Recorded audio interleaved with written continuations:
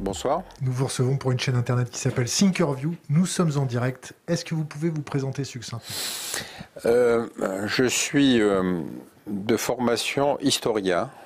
Puis ensuite, j'ai passé l'ENA. J'ai travaillé une trentaine d'années dans la haute administration. Et puis, les 10 dernières années de ma vie professionnelle à diriger une société d'intelligence économique. Maintenant, je suis retraité, donc je me livre essentiellement à de l'écriture et de l'analyse. Voilà. C'est tout ce que je peux dire. Votre parole est donc libre. Ma parole est libre. Le problème, c'est qu'elle l'était aussi quand j'étais dedans, si vous voulez, ce qui m'a effectivement créé des ennuis. Mais c'est un peu le paradoxe qu'on va essayer de développer, c'est-à-dire quand vous êtes dans une structure, et beaucoup d'amis du Quai d'Orsay me l'ont dit, on est obligé d'adopter la culture de l'organisation à laquelle on appartient. Et donc, on ne peut pas dire, par exemple, à un ministre, vous savez, tout le monde se fout de la position de la France dans le pays où je suis affecté. Il faut toujours lui dire, l'ensemble de nos partenaires attendent une prise de position du département, etc. C'est à moitié caricatural. Une fois, je me suis amusé à écrire un télégramme diplomatique sans objet. Pourquoi? Parce que, si vous voulez, l'argumentaire était toujours un peu le même. C'est-à-dire, il faut montrer que la France est une puissance importante, pays des droits de l'homme, puissance nucléaire, membre permanent du Conseil de sécurité. Puis à partir de là, on peut raconter ce qu'on veut. Parce qu'il faut donner au pouvoir central l'impression qu'effectivement la France est un acteur essentiel sur tout théâtre de crise, quel qu'il soit, y compris les problèmes d'alimentation en eau ou tout à moto, quoi, quelque chose comme ça. Donc cette distance critique, ça suppose de se déconnecter d'une administration si on renonce à faire carrière. Voilà, donc on arrête là, c'est pas la peine d'aller plus loin. Alors aujourd'hui, on va parler guerre. Comment on arrive à la guerre? On va parler peut-être renseignement, intelligence économique, sanctions et autres joyeusetés inhérentes à la guerre. Première question.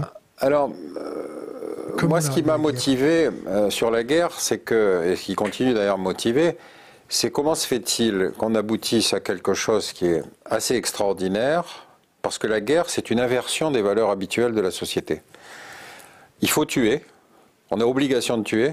Si on refuse de tuer, on est tué par ses compatriotes. Donc déjà, cette inversion de valeur-là, pour qu'elle soit acceptée, il faut qu'il y ait tout un processus qui amène les gens, dans les démocraties comme dans les dictatures, à considérer que c'est un processus impossible à éviter.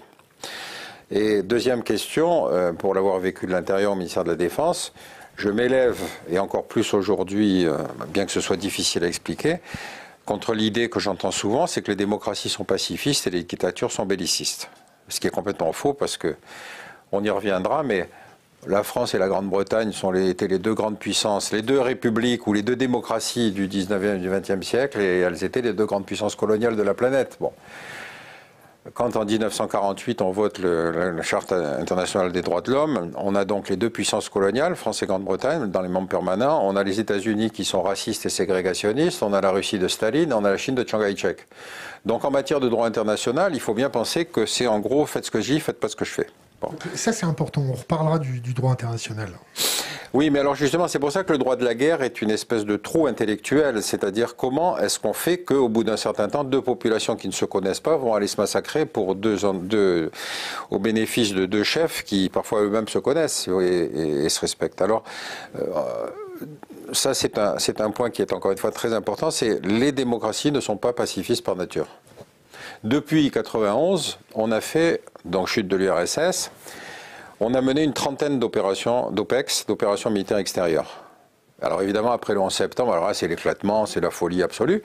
Mais tout ça parce que, encore une fois, il y a une universitaire qui a utilisé le terme des guerres justes, entre guillemets. C'est-à-dire qu'à chaque fois, il fallait trouver une justification à quelque chose qui pouvait être purement et simplement une agression, scénario irakien, mais qui fait que derrière tout ça, vous avez un certain nombre de courants idéologiques qui expliquent que cette guerre est juste. Alors après, il faut trouver... Parce qu'ils apportent la démocratie pour les populations, parce qu'ils apportent les écoles pour les petites filles, parce qu'ils font arrêter les bombardements, parce qu'ils protègent d'un génocide. Ben, c'est-à-dire que là, on va glisser sur quelque chose d'autre qui est une caractéristique qu'on voit bien aujourd'hui. Mais juste revenons sur ce qu'ont été des décisions officielles.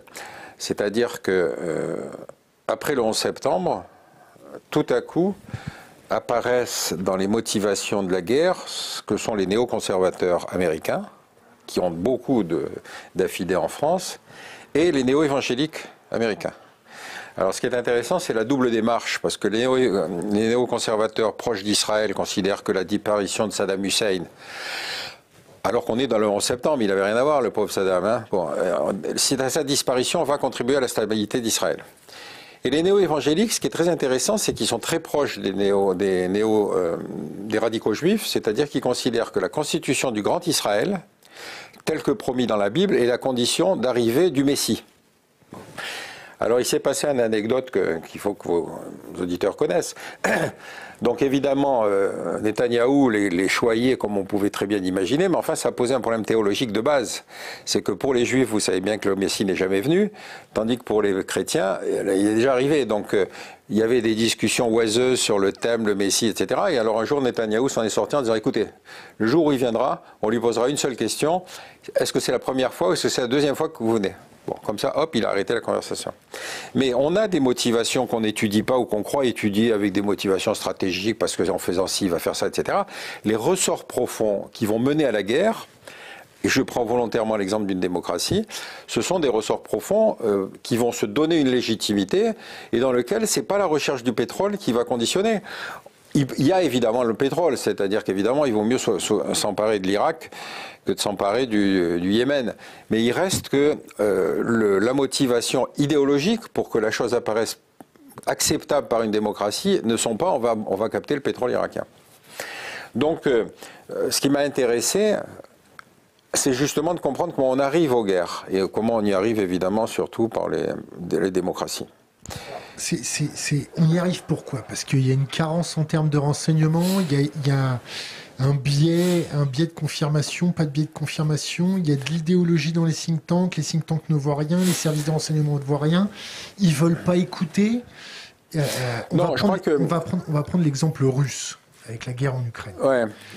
Mais ça fait des années que les Russes font des exercices militaires à nos frontières, qui font passer des bombardiers stratégiques à 100 km de Brest, en disant « coucou, on est là ». Ils font passer leurs sous-marins, « coucou, on est là ». Ils font des démonstrations lors de salons militaires où ils présentent leur nouvel armement, en disant « regardez mon gros missile, c'est le meilleur du monde, regardez bien ». Ils font 2, 3, 4, 5, 6, 7 déclarations. Ah, et le soleil est revenu. Ah, là, c'est pas grave, on en arrive là, à la guerre. Certains think tanks ont compris qu'il allait avoir la guerre uniquement quand ils ont vu les photos satellites de 100 000 ou 200 000 hommes à la frontière ukrainienne. Ils ne voulaient pas le voir. Comment ça se passe? Est-ce que le Quai d'Orsay fait un travail correct à votre avis? Est-ce que les services de renseignement informent correctement nos dirigeants? Ou est-ce que nos dirigeants ne veulent pas voir les choses? Macron a essayé d'arranger les choses depuis 2 ou 3 ans. Il ne faut pas s'imaginer qu'une décision politique, surtout depuis 1991, a fondamentalement correspond aux critères qui étaient ceux de la guerre froide. Pourquoi? Parce que disparaît l'ennemi structurant. Le communisme, et tout à coup, il y a une espèce d'hybris qui s'empare des pays occidentaux parce que première décision de Gorbatchev quand il a terminé avec l'URSS, c'est la guerre du Golfe. Il ne pose pas son veto et on va faire la guerre à Saddam Hussein pour libérer le Koweït. Qu'est-ce qu'il y a d'intéressant dans l'épisode? C'est que quelqu'un invente l'idée que c'est la 4e armée du monde. Je n'ai jamais su qui était la 3e, mais enfin il paraît que c'était la 4e. Bon. Et donc on va faire une guerre qui va mobiliser plein de monde, y compris 150 000 soldats américains, et qui va aboutir à une guerre en 120 heures. C'est court, ça. C'est d'autant plus court que toutes les chaînes de télévision du monde sont là. Et que pour la première fois, on va vivre une guerre en live. Bon. Donc évidemment, on sort de cet épisode avec l'idée que on est mandaté pour être les gendarmes de la planète. Et à partir de ce moment-là, le complexe militaro-intellectuel dont j'essaierai de parler tout à l'heure va dire, là, il y a une crise. Il faut y aller parce qu'il y a une menace de génocide, il y a une crise humanitaire, il y a ça. Exemple symbolique, la Somalie. La Somalie, donc à un moment, on apprend dans les journaux qu'il y a des chefs de bande qui pillent des convois humanitaires alors qu'il y a la famine, etc., etc. Je ferai remarquer que la Somalie exportait du grain en Arabie Saoudite, mais enfin, c'est pas grave. Donc, ce qui est important, c'est la dramatisation. Alors, la dramatisation, c'est de dire, effectivement, il faut absolument arrêter ça. Donc, il faut envoyer, non pas de l'humanitaire, mais des soldats pour protéger l'humanitaire. Ce que les humanitaires détestent. Parce qu'ils disent, notre condition d'exercice, c'est que, justement, on ne nous prenne pas comme un partenaire dans la guerre, de l'un ou de l'autre côté. Ou un service de renseignement déguisé. Oui, ou un service de renseignement, mais bon, en même temps, en matière de renseignement, la Somalie, ça ne nous apportait pas grand-chose. Hein. Bon. Donc, intéressant, j'en parle avec Ronnie Broman, patron de MSF, qui me raconte comment il a vécu cette intervention somalienne. Il me dit, j'appelle mes équipes à Mogadiscio en leur disant qu'est-ce qui se passe, qu'est-ce que vous en pensez. Les équipes lui disent, écoute, les types qui volent les convois ne sont pas les types qui pillent les convois ne sont pas des voleurs. Ils ne revendent pas la nourriture, ils la distribuent à leur clan parce qu'ils estiment qu'ils sont mal servis. Ils n'ont pas augmenté le flux. Ben alors justement, ils disent si on augmente le flux, on tue une des causes de la conflictualité. Donc Broman prend son bâton de pèlerin, il va à Bruxelles, à New York, etc. Et pendant qu'il est là-bas, hop, la guerre est déclenchée. Par un autre humanitaire qui s'appelle Kouchner, mais qui lui est devenu un politique. Vous voyez ce que je veux dire ? Pourquoi vous dites qu'il a déclenché la guerre ? Pardon ? Pourquoi vous dites qu'il a déclenché la guerre, Kouchner ? Mais parce qu'il était devenu politique, il n'était plus humanitaire. Or, un politique qui déclenche une guerre, par principe, il a l'impression d'être dans sa fonction, tu sais. Je me rappelle plus bien comment il a fait pour déclencher cette guerre-là. Il n'a jamais déclenché cette guerre. Ben, c'est-à-dire qu'il y avait tout l'arrière-fond intellectuel. On disait comment ces gens qui meurent de faim, machin, on ne peut pas laisser faire, etc. C'est-à-dire, tu vois, l'interpellation sur le thème « on ne peut pas ne pas », la double négation, permet de dire il faut absolument, puis militairement c'est pas grand-chose, donc on y va. L'erreur du militairement négligeable est très intéressante parce que ça va expliquer toutes les autres interventions par la suite. Et donc on envoie des militaires, les Américains s'y collent aussi, et puis tu connais l'histoire, ils veulent absolument considérer que le grand méchant loup c'est le général Aidid, celui qui tient Mogadiscio, parce que c'est lui qui voit l'arrivée des convois humanitaires par bateau, etc. Donc il décide de se débarrasser d'Aidid, simplement Aidid il connaît Mogadiscio mieux que les djihadistes américains, que les services de renseignement américains. Donc il y a cet accrochage avec des hélicoptères américains, il y a une vingtaine de djihadistes qui sont tués, donc les Américains disent ouf, nous, envoyer des boys se faire tuer pour les Africains, c'est fini, on se retire. C'est pas le Faucon Noir, c'est ça ? C'est ça, c'est l'opération Faucon Noir, exactement. Et donc, si tu veux, l'émoi dans l'opinion publique américaine qui s'était ému de la question humanitaire, s'est immédiatement ému par le fait que 20 boys sont été tués.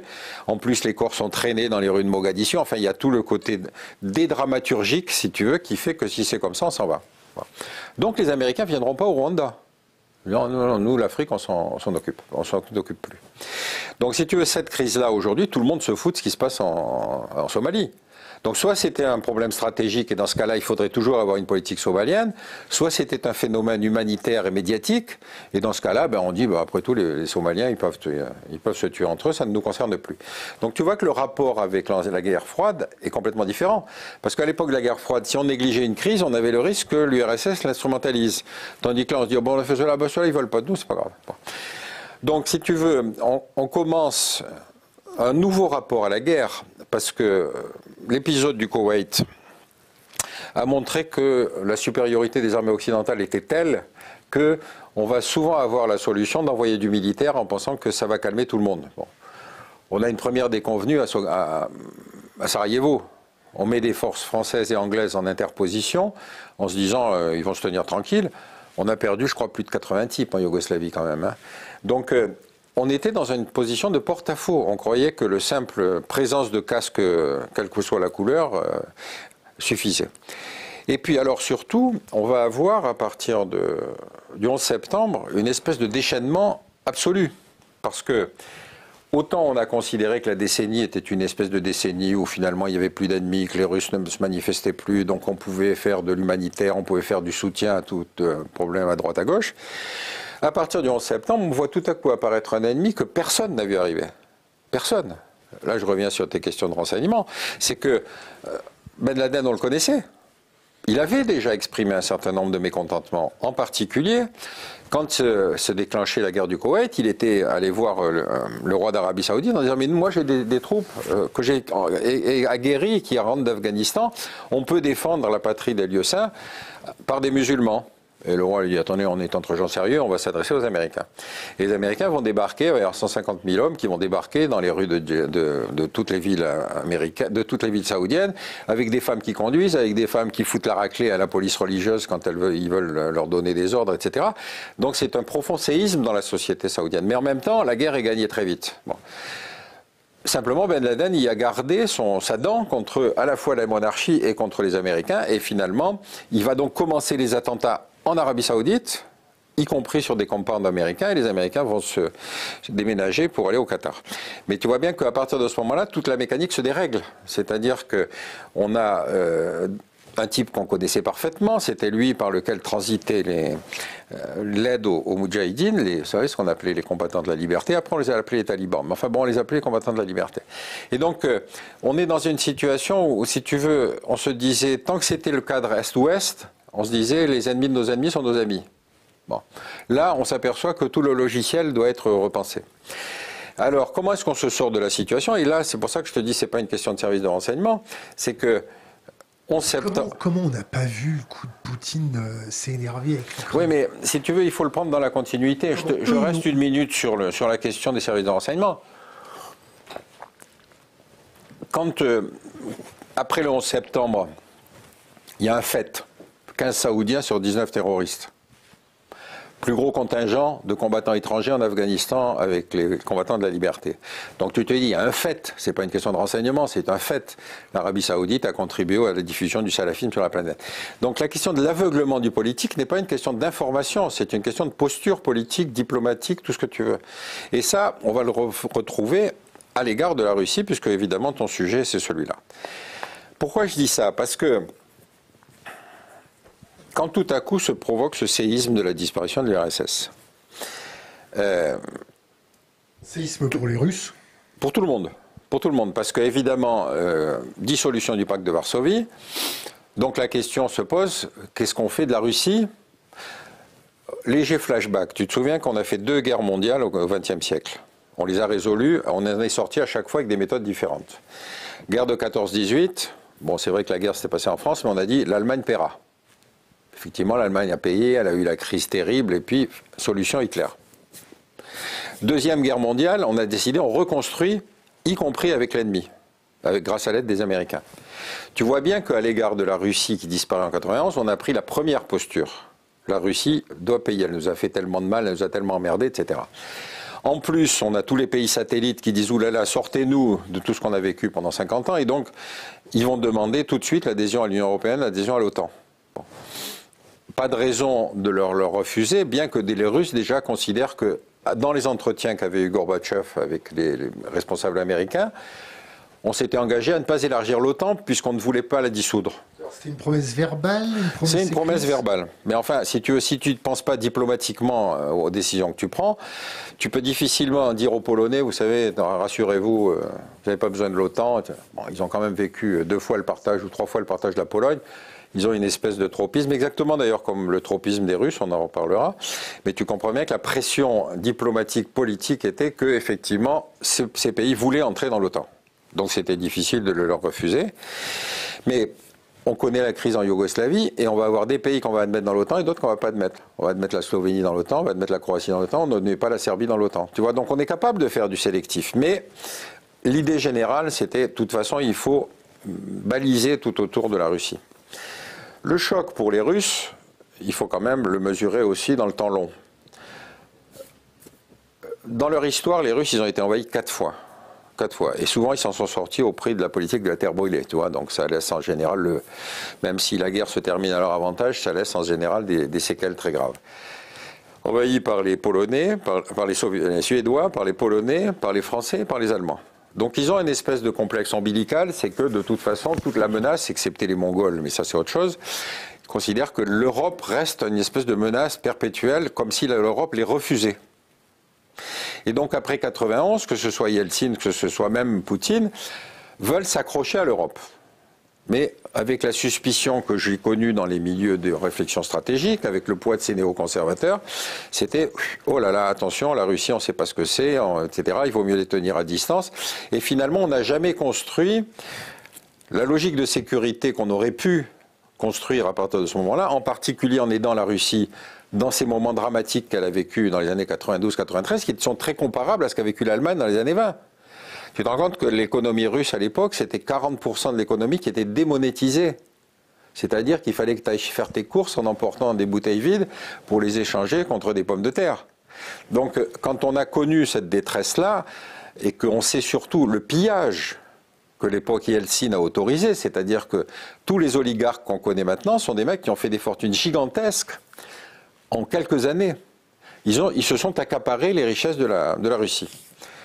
Khodorkovsky, il était milliardaire à 25 ans. Bon. Donc quand arrive un type comme Poutine, sa double mission, c'est de taper sur les oligarques, en prendre certains en tout cas, Khodorkovsky par exemple, tout en s'arrangeant avec les autres, mais en tout cas, il va faire comprendre aux Russes que c'est fini le pillage. Bon, en mettant un terme notamment à certains de ces oligarques, il va en prendre une partie pour lui quand même, il ne faut pas s'oublier, mais il donne le sentiment aux Russes qu'effectivement il va y avoir enfin un État qui va éviter le pillage. Donc ce type, il a une certaine assise en Russie. Il a l'assise du type qui rétablit une forme de dignité de la Russie, ancien empire, qui a vu ses frontières reculer de 2000 km, qui voit éclater 15 États nouveaux qui étaient des anciens composantes de l'Union soviétique. Et donc, il faut le prendre aussi comme ça, c'est-à-dire, ce type, il va plusieurs fois tenter d'abord d'essayer qu'on n'intervienne pas. Voilà.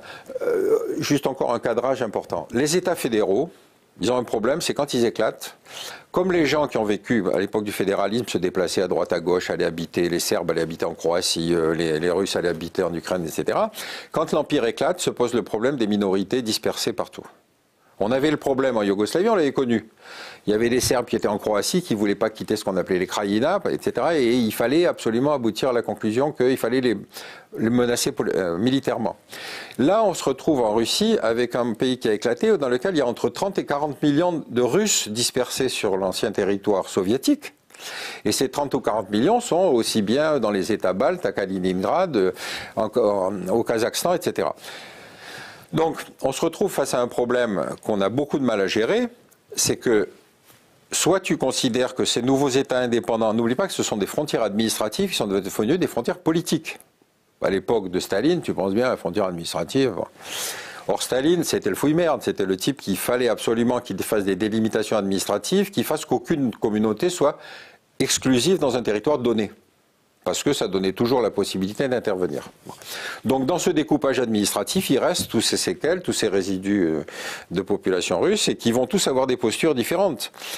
On le voit bien dans le Donbass, ceux-là ils disent nous on est russes, c'est pas parce que la frontière administrative passait là qu'on ne peut pas rester russe. Et donc on est face à un problème qui est une contradiction entre deux principes du droit international, la souveraineté des États et le droit des peuples à disposer d'eux-mêmes. Et selon qu'on prend l'un point de vue ou l'autre, on donne raison aux sécessionnistes ou on donne raison à l'État central. Donc on est face à cette situation dans laquelle on peut comprendre la logique de Poutine, disant d'ailleurs à nous Français, vous êtes gênés pas pour aller évacuer vos ressortissants. Et tout le monde d'ailleurs l'a fait, hein. Les Américains pareil le font dans certains endroits. Donc on sait que on va le considérer lui comme le méchant dans l'affaire, ce qui est probablement d'ailleurs le cas, mais on reviendra. Et par contre, cette légitimité de la défense de ses ressortissants à l'étranger, c'est pas nous Français qui pouvons effectivement le critiquer sur ce plan-là. Donc, à ce moment-là, il faut construire un ennemi. Parce que, effectivement, si tu veux expliquer que dans les mêmes circonstances, tu ne peux pas juger de la même manière le même comportement, il faut expliquer que l'autre, c'est parce qu'il est mal luné, qu'il est mal intentionné, et puis, solution nouvelle, si tu veux, qu'il est fou. Alors ça, c'est très intéressant parce que Fou ou malade. Oui, ou fou ou malade, mais c'est l'arrivée des psys, si tu veux, dans le débat stratégique. Leur grande arrivée dans le débat stratégique, c'est le 11 septembre. Parce que, si tu veux, l'ennemi, le terroriste salafiste Ben Laden, est un ennemi qu'on a tellement peu vu arriver, alors qu'il y avait les moyens de renseignement, il y avait des analyses, il y avait tout ce qu'on voulait, sauf qu'on ne peut l'expliquer que par le fait que l'individu était imprévisible. Imprévisible, ça veut dire fou. Bon. Donc à ce moment-là, tu vas avoir des tas de gens sur les plateaux télé pour expliquer que en fait Ben Laden tout petit, j'en sais rien, il était frappé par son père, par sa mère, j'en sais rien, on va trouver des tas d'explications. Et pour Poutine, on fait exactement pareil. C'est-à-dire qu'on ne voit pas l'individu dans sa trajectoire de nouveaux dirigeants qui essayent de rétablir une certaine dignité de la Russie, grande puissance, grand pays, grande culture, tout ce que tu veux, parce que si à un certain moment lui arrive à la guerre, c'est que fondamentalement il est fou. Alors, encore une fois, ce qui est intéressant, c'est la gamme de l'explication, parce qu'on va l'accuser de mentir. C'est vrai qu'il ment. D'ailleurs, il ouvre des négociations en même temps qu'il prépare son plan de campagne avec 5 axes de pénétration différents sur l'Ukraine. Donc, ce n'est pas l'incident de frontière, il prépare l'invasion. Et je peux te couper? Oui, vas-y. En parlant de préparer l'invasion et en parlant de préparer la guerre, on a rembobiné le film. Nous, on s'intéresse à la Russie depuis à peu près 2014, 2013, 2014, et on a commencé à se déployer un peu partout pour savoir comment ils réfléchissaient, comment ils s'organisaient, comment ils communiquaient, et ainsi de suite. On a suivi de très près les armes, leurs nouveaux prototypes, et on a suivi aussi leur dédollarisation, leurs achats d'or et d'argent, leur capacité à faire des exercices pour se déconnecter de l'Internet. Donc on en arrive à l'hypothèse que ça fait 8 ans, 8-10 ans, qu'ils préparent leur coup. Oui. Oui.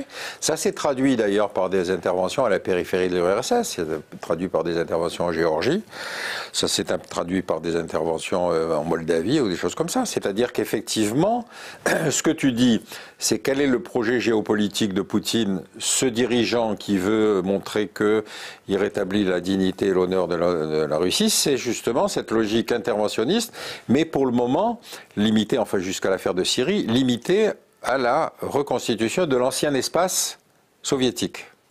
Et évidemment, l'Ukraine, c'est le plus gros morceau. Donc on comprend que celui-là soit celui qui déclenche la crise. Mais on l'a vu, encore une fois, sur des théâtres périphériques, où on s'est dit, bon, après tout, et la Géorgie veut rentrer dans l'OTAN. On se dit, oui, après tout, on les comprend, les pauvres, l'Abkhazie, etc., l'Ossétie, tout ce qu'on veut.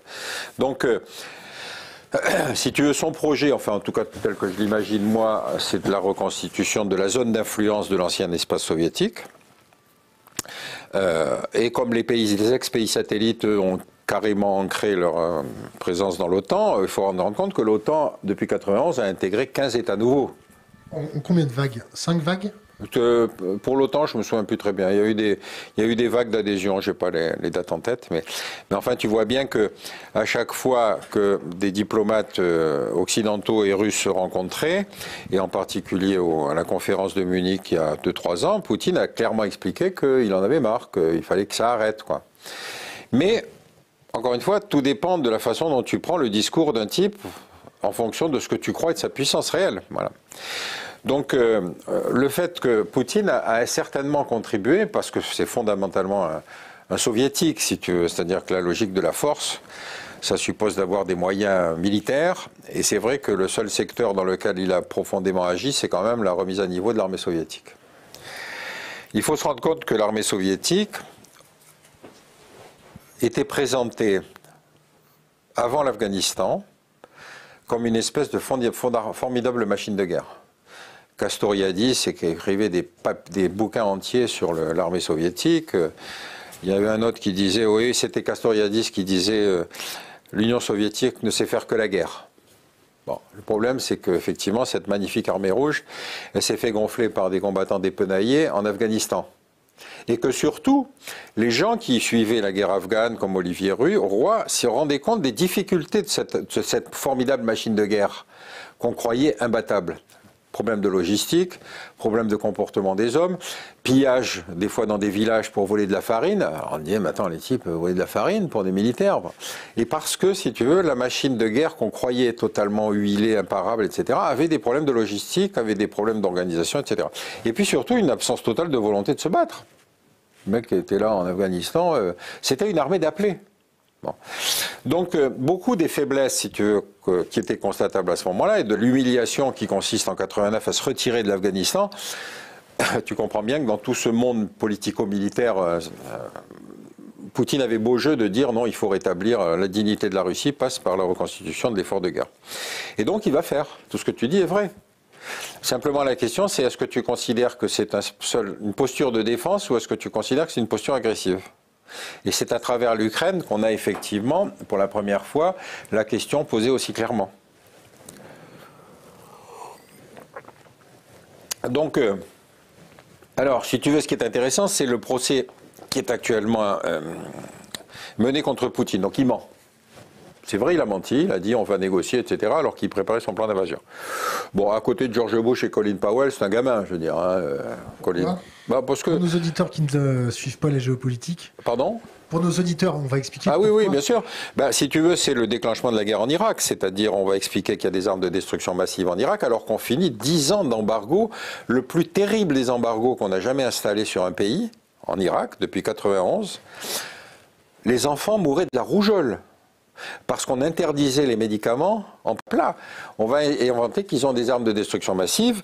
Alors l'AIEA, tous les organismes internationaux disent c'est faux. Le nucléaire, il a complètement été démantelé, il n'y a rien. Mais donc, il va falloir apporter une preuve indubitable. C'est le scénario où Colin Powell arrive à l'Assemblée générale de l'ONU avec sa petite flasque disant voilà, là-dedans, j'ai la preuve qu'il y a des armes de développement, de destruction massive développées en Irak. Rappelle-toi qu'il y avait eu le bombardement d'Al-Abja, c'est-à-dire qu'il y avait eu effectivement l'utilisation d'armes chimiques contre des populations, donc Saddam Hussein était capable avant. C'était Saddam Hussein, sous le commandant de Saddam Hussein, mais c'était Ali Chimique, c'est ça? Oui, alors là c'était son collaborateur, oui, Ali Chimique. Donc si tu veux, on va faire une guerre en mentant. Tu penses bien qu'il n'y avait rien dans la fiole de Colin Powell. S'il avait vraiment mis des armes bactériologiques, l'Assemblée générale de l'ONU, si ça s'était cassé, il ne restait plus personne. Donc il y avait un mensonge qui a été filmé, rendu public, etc. Mais c'est toute la crédibilité de l'action militaire occidentale qui tombe d'un coup. Et les Français le savaient d'ailleurs, le renseignement français avait fait correctement son Bien job. sûr, les Français disaient c'est faux. Parce qu'on a des gens à l'AIEA, on a des gens à l'Organisation de contrôle des armes chimiques, etc. Et donc ces gens-là disaient mais non, voilà toutes les inspections qu'on a fait, voilà tous les sites qu'on a visités, etc., etc. Donc tu peux toujours dire ouais, mais ils en ont caché un stock. Par exemple, pardon ? Ils ont des camions pour enrichir. Ouais, c'est ça, il y avait l'histoire des camions, ouais, je me souviens. Mais si tu veux, tu te dis, qu'est-ce qui est plus facile que de casser une arme bactériologique dans un hôpital ? C'est facile, donc tu peux toujours dire qu'il y a plein de choses qu'ils ont cachées. Mais enfin, toujours est-il que tu connais le résultat. Ce résultat, il est dans deux dimensions. La technique de guerre américaine, c'est la supériorité aérienne permet de bombarder, de détruire tous les objectifs stratégiques, et puis ensuite, quand l'ennemi est à plat, à ce moment-là, il demande la paix. Bon. Donc c'est ce qui s'est passé, les campagnes aériennes sur l'Irak, avec destruction des centrales de filtration d'eau, les centrales électriques, les machins. Et donc, quand les soldats américains débarquent en Irak, ils disent aux Irakiens qui n'avaient plus ni l'eau, ni l'électricité, ni la sécurité, ni rien du tout, ni forces armées, etc., de leur dire vous avez la chance, vous avez la démocratie. Bon, les mecs disaient ouais, mais peut-être, mais à l'époque de Saddam Hussein, voilà. Donc tu vois comment on tue un projet politique avec des méthodes militaires. Mais parce qu'il y avait cette hubris guerrière, on était tellement convaincus qu'on pouvait faire le bien avec de la guerre. Donc là il s'était affranchi du droit international. Ah bon, complètement, là il s'était assis dessus, c'est pas... Est-ce que Poutine qui s'assoit maintenant sur le droit international, c'est parce qu'il y a eu un précédent américain? De toute façon, c'est la logique de puissance. La logique de puissance, que ce soit la France en Afrique, que ce soit les États-Unis en Amérique latine, que ce soit les Russes dans leur espace soviétique, c'est toujours... faites ce que je dis, pardon ? L'ordre mélien. Oui, c'est-à-dire c'est faites ce que je dis, faites pas ce que je fais. De toute façon, le motif, il n'est pas difficile à construire. Hein. Il n'est pas très difficile à construire. Donc, il a menti. Il a préparé son plan bien. Alors oui, donc la première chose, il a menti. Ensuite, il tue. Ça, on en voit tous les jours un truc. Donc, je rappelle que... Rigolo. Oui, il veut déstabiliser un pays voisin, etc., comme Saddam Hussein. Et il ne va pas s'arrêter. Alors, après, la question, effectivement, et c'est là qu'on entre dans le débat sur le complexe militaro-intellectuel, c'est tous ces gens qu'on va faire venir sur des plateaux télé pour leur poser tous la même question. Et maintenant, qu'est-ce qui va se passer ? Alors, si tu veux, tu as une double... Les mecs qui n'ont pas vu venir le coup, on leur pose... Ah non, tu parles pas d'officiels. Moi, je te parle de gens qui sont des spécialistes de l'islam, des journalistes, des humanitaires, des universitaires, etc. Et avec toujours la même question, qu'est-ce qu'il va faire maintenant ? Ou d'anciens militaires, qu'est-ce qu'il va faire maintenant ? Personne ne sait ce qu'il va faire maintenant. Mais si tu veux, l'appétence qu'on a vis-à-vis des plateaux télé fait que depuis le début de la guerre, là on est au 13e ou 14e jour, tu as 90 ou 100 personnes qui se sont succédées sur les plateaux télé tous avec des légitimités partielles ou sérieuses, mais à qui on pose toujours la même question, c'est qui va faire maintenant. Moi, je prétends que je ne connais pas Poutine. Je suis peut-être le seul à pouvoir le dire. Et tous les autres, ils expliquent tous qu'ils ont un rapport. Alors, tu as parfois des anciens officiers du KGB qui sortent et qui disent « Moi, je l'ai connu tout petit, dans les collèges, etc. » Qu'est-ce que tu veux accorder comme crédit à un type comme ça? Je ne sais pas. Alors, il est filtré par des services du ministère de la Défense, qui ne sont pas obligatoirement les services de renseignement, mais qui vont tester le type en lui disant qu'est-ce qu'il raconte, est-ce qu'on peut vraiment accorder crédit à la façon dont il décrit son propre passé, le passé de la Russie, etc. Mais tu vois bien que on vit tous aujourd'hui dans un monde où le politique reçoit 2 sources d'information, enfin en vérité 3. Il a ses moyens propres. Service de renseignement, service diplomatique, etc. Chacun a sa culture propre. Mais tu bascules pas un service de renseignement centré sur l'islamisme, tout à coup pour en faire un service de renseignement centré sur la Russie. Parce que tu as recruté des islamologues, tu as recruté des arabophones, et même si la Russie avait été rétrogradée, si tu veux, dans le champ des priorités, tout à coup elle redevient une priorité. Donc tu ne vas pas construire un système de renseignement qui tout à coup va te donner toutes les clés. Deuxième chose... C'est ballot. Pardon? C'est ballot. Bah, c'est ballot. Si tu veux pas avoir un service comme la NSA américaine, regarde la NSA, elle écoutait les leaders occidentaux. Tu te dis, mais attends, tu croyais pas qu'ils auraient dû faire plus? Parce qu'on est dans quelque chose où le service de renseignement, c'est devenu un appendice de la politique de sécurité, de la politique de défense, mais aussi de la politique économique. Comment on peut torpiller un gros contrat qu'on veut gagner pour les gagner politique américaine. Donc, les types, il faut les prendre pour ce qu'ils sont. Tu ne vas pas faire d'un type du renseignement un spécialiste des questions financières. Tu vas en trouver dans les banques, mais tu ne vas pas tout à coup en trouver un qui va être le spécialiste de tel... J'ouvre une parenthèse dans la parenthèse. Ouais. De ton expérience dans les services de renseignement, t'es jamais tombé sur quelqu'un qui s'intéressait à tout?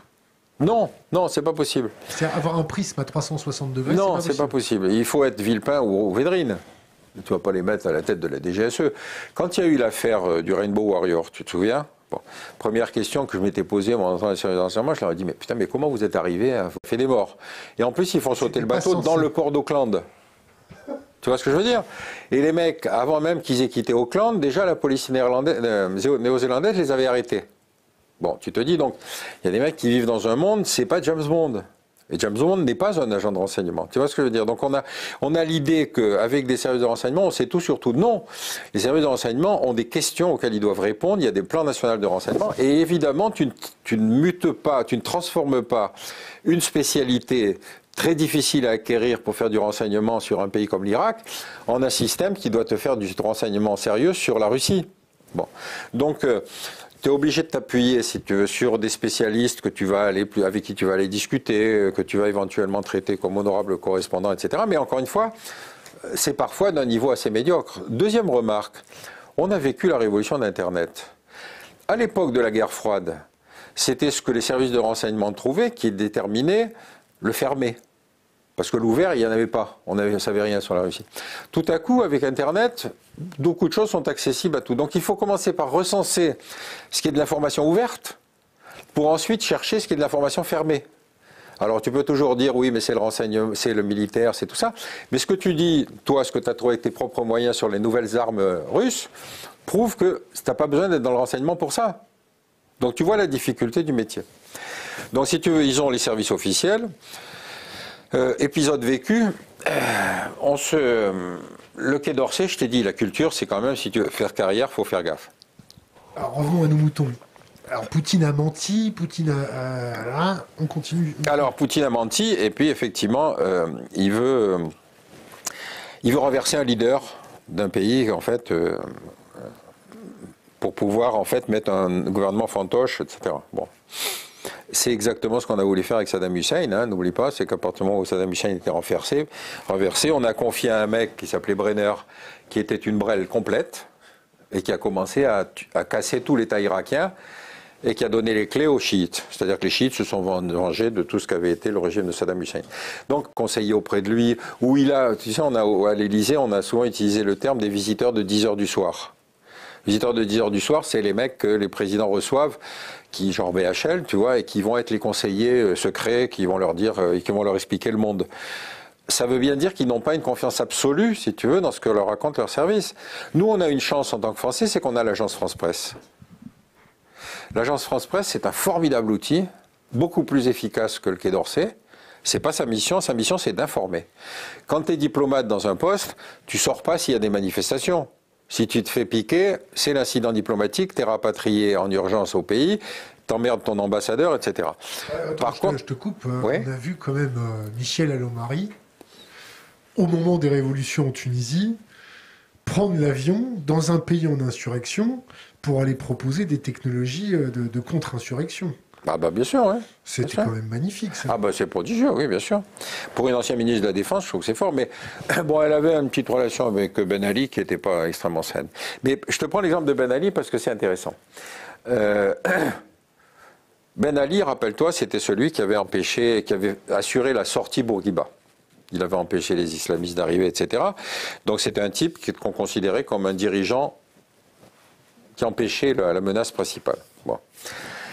Je vais en Tunisie pour tout à fait autre chose, et j'avais un copain qui était à l'ENA avec moi, un Tunisien, qui entre-temps avait fait sa carrière auprès de Ben Ali. Il était secrétaire général du ministère de la Défense, ensuite il a été ministre de la Défense. Donc je le vois, je lui ai demandé rendez-vous, je lui ai dit mais enfin, qu'est-ce qui se passe? Je ne sais plus ce qu'il avait décidé, Ben Ali, enfin un truc complètement absurde. Je lui ai dit mais qu'est-ce qui se passe? Il est fou. Il me dit non, simplement il est mal conseillé, etc. Je dis attends, on se connaît depuis 20 ans, tu vas pas me sortir le coup du mauvais conseiller. Il me dit non, il a eu un AVC, et il est plus capable de... Je vais à l'ambassade et je leur dis, vous savez, Ben Ali, il a eu un AVC. Tu vois ce que je veux dire? C'est-à-dire que tu te dis, mais tu peux pas en tant que... La difficulté de dire des réalités est parfois très difficile dans ce système-là. Par contre, le mec de l'AFP avec qui j'en ai parlé, évidemment, il a creusé tout de suite pour savoir où est-ce que le mec était soigné, on allait l'amener au Val-de-Grâce, enfin, tout ce que tu peux imaginer. Donc tu vois, la difficulté de l'appréhension d'une situation, c'est une multiplicité d'approches, et chacun de ces systèmes a sa propre méthode d'analyse. Bon. Donc sur le cas de Poutine, rappelle-toi la rétrogradation dont les soviétologues ont été l'objet après 91. Ils étaient le haut du panier. Ils étaient les mecs à qui il fallait poser des questions sur tout ce que risquaient de faire les soviétiques au Vietnam, en Cambodge, tout ce que tu veux, etc. Bon. Et en fait, brutalement, ils sont remplacés par les islamistes, les spécialistes du terrorisme, le machin, etc. etc. Bon. Donc, ils ont toujours entretenu le feu. En disant non, mais en Russie, vous savez, fondamentalement, ça reste les mêmes. Moi, j'en ai connu plein qui continuaient à dire méfiez-vous, méfiez-vous. Finalement, ils sont avérés qu'ils avaient raison, mais ils n'expliquent pas le pourquoi du processus qui va conduire Poutine à être ce qu'il est aujourd'hui.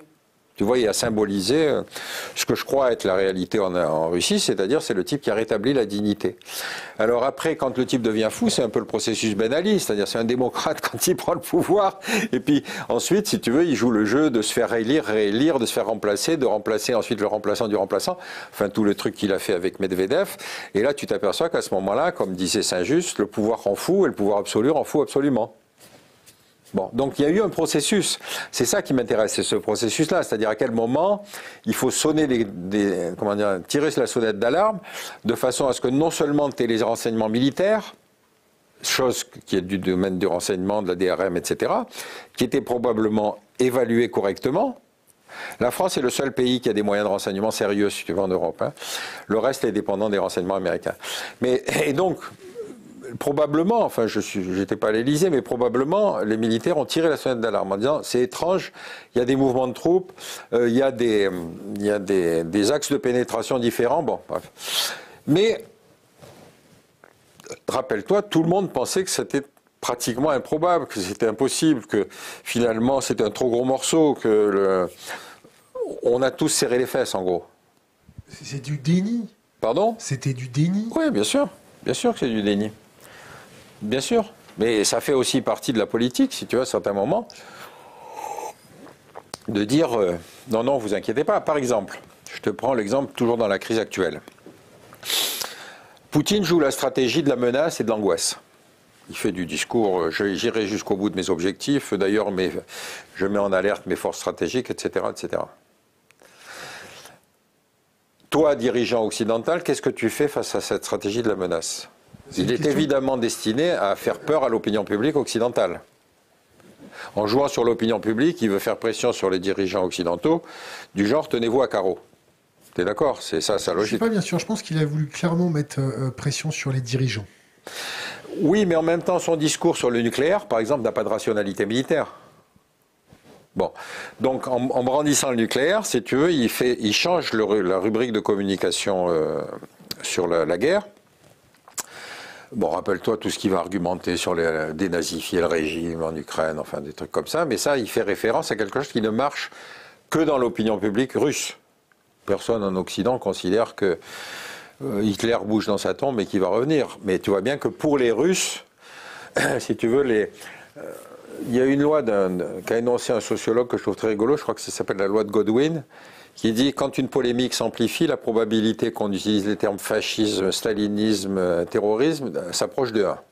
C'est-à-dire, tu vois, c'est plus un débat, c'est une invective. Bon. Et donc, on se dit, il va parler du nucléaire. Pourquoi? On ne voit pas pourquoi. Je te coupe un peu. Ouais, vas-y.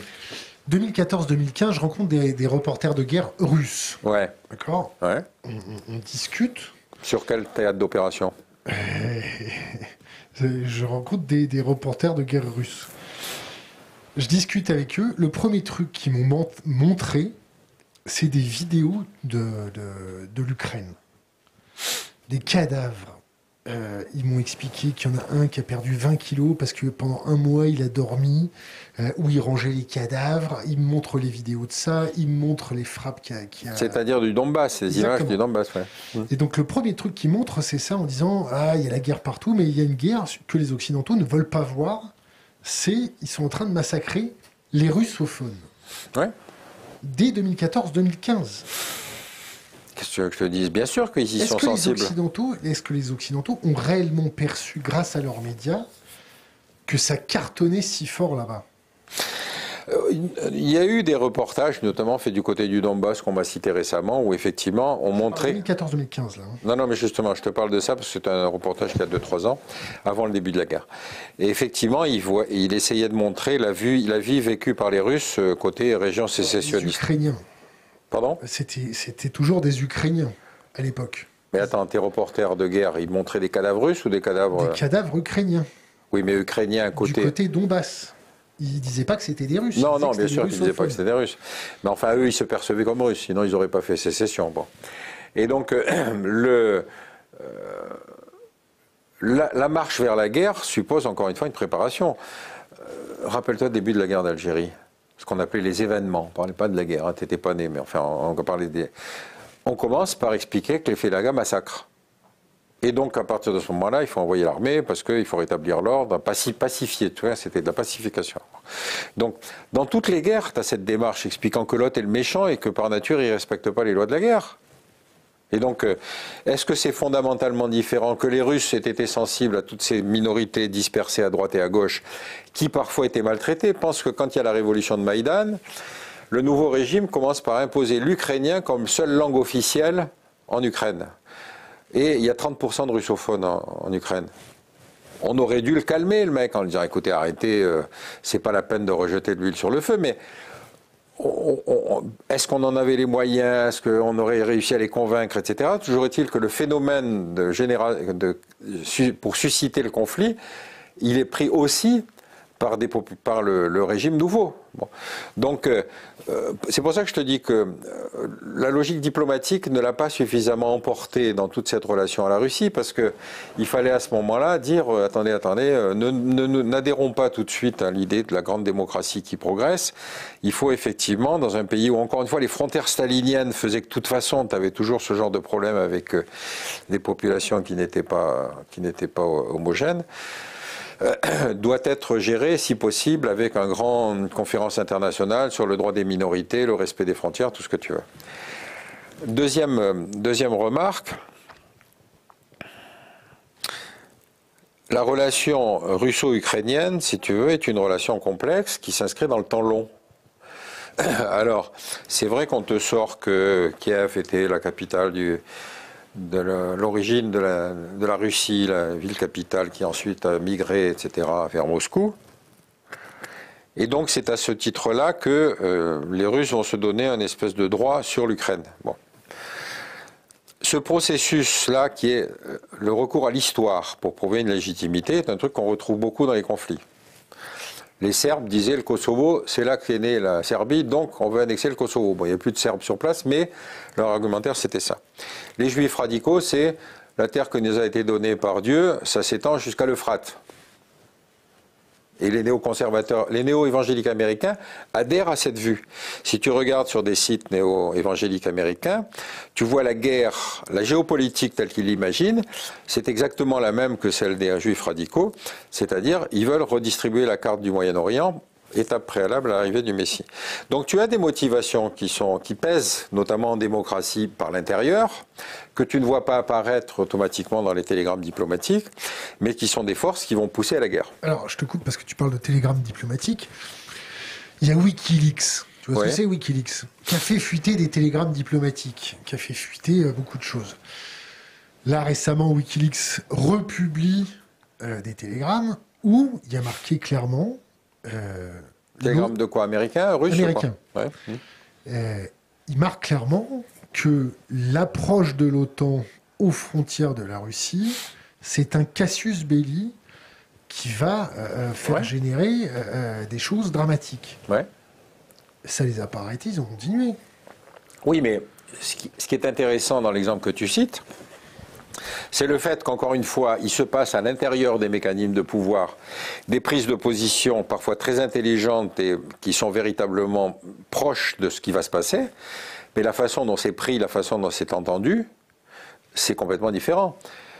Je te prends volontairement des exemples autres.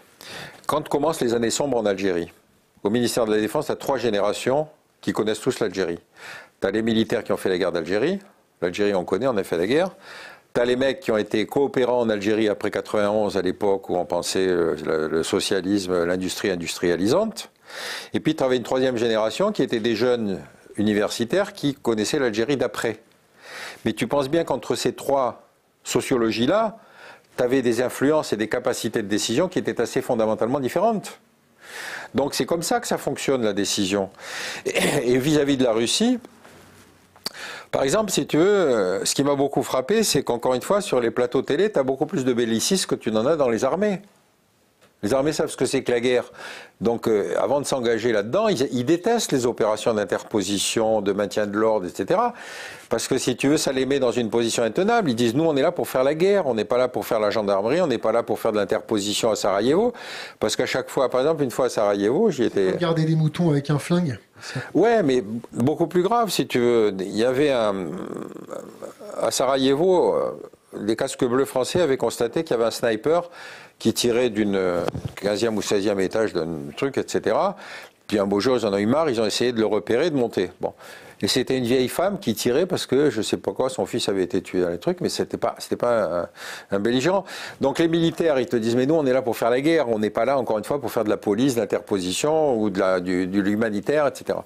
Et par contre, tu vois bien cette dérive qui commence après 91, c'est-à-dire, puisque de toute façon nous avons des armées, puisque elles ne servent à rien, et puisqu'elles sont supérieures à tout, on va en disperser absolument partout. Et après le 11 septembre, on va faire des guerres. Donc, si tu veux, quand on juge Poutine aujourd'hui, j'espère que dans l'antichambre de la Cour pénale internationale où on veut le traîner, il y aura George Bush avant. Tu vois, George Bush? George W. Bush, parce que c'est lui qui fait la guerre d'Irak. Rappelle-toi encore cet épisode extraordinaire, 11 septembre, donc un traumatisme comme jamais l'Amérique n'en avait connu. Pourquoi jamais? Parce que l'Amérique n'a jamais connu la guerre sur son territoire. Le dernier combattant de la guerre de sécession est mort en 1955. Bon, on ne peut pas dire que ça fasse un rapport à la guerre, les villes bombardées, les coupures d'eau, les tickets de rationnement. Ils ne savent pas ce que c'est. Le 11 septembre est un choc évidemment gigantesque parce que tout à coup, en plein cœur de New York, il y a effectivement le World Trade Center, etc., etc.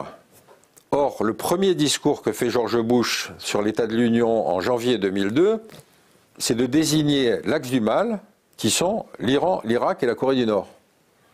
Tu dis, mais attends, il y avait 15 Saoudiens sur 19 terroristes. Il décide de classifier secret défense 28 pages du rapport du Congrès qui concernait essentiellement les rapports entre l'ambassade saoudienne et les terroristes. C'était eux qui avaient réservé les chambres d'hôtel, etc. Ces 28 pages ont été déclassifiées par Obama 14 ans plus tard. Donc tu vois, dans la catégorie du mensonge, il faut reconnaître que, si tu veux, Poutine a beaucoup à apprendre. Donc, quand tu rappelles ça, tu n'es pas révisionniste, tu ne soutiens pas Poutine, mais j'essaye de comprendre pourquoi les guerres arrivent, et parce qu'en général, pour se battre, il faut être deux. Bon. Et donc, c'est pas soutenir l'offensive de Poutine sur l'Ukraine, c'est d'expliquer pourquoi on en est arrivé là. Voilà. Et donc, c'est pas la peine d'en faire un malade psychiatrique, parce qu'encore une fois, si on devait se livrer à ça, tu sais, c'est le pouvoir qui en fout. Donc, heureusement, il n'y a pas... Mais tu vois bien qu'entre le profil...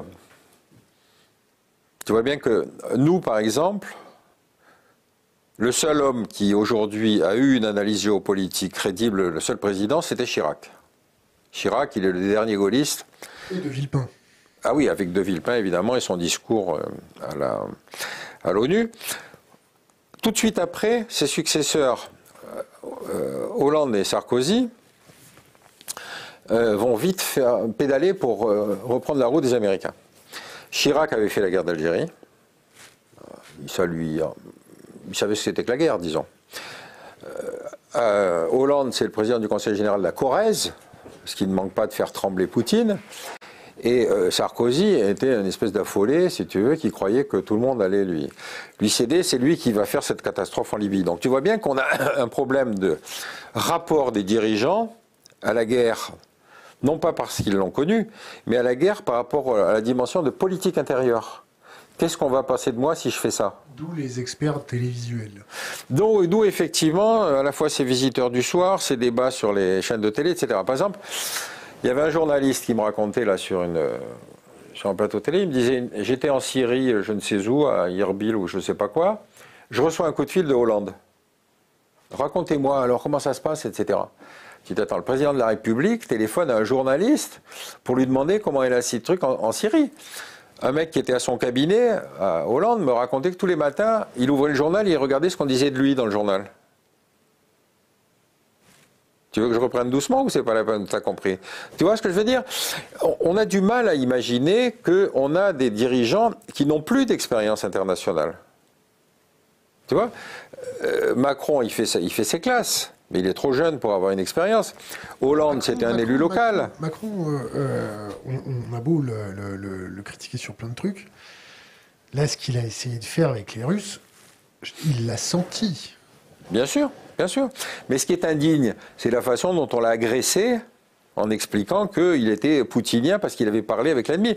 Si tu ne parles pas avec ton ennemi, je ne vois pas avec qui tu peux parler.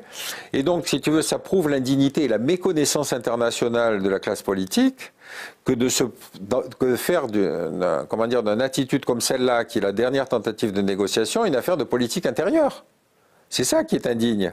C'est pas le comportement de Macron. Macron, il essaye de faire que. Alors après, on va se moquer sur la longueur de la table parce qu'il était un bout, l'autre bout, etc. Bon, je veux dire, putain, sortons un peu de ces querelles franco-françaises, si tu veux, pour. On attend le mouvement, si tu veux, un peu de sursaut national pour qu'on arrête de faire comme si. Moi, j'aurais fait beaucoup mieux si c'est. Qu'est-ce que tu entends par sursaut national? Ben, on est quand même face à une situation qui est quand même extrêmement grave.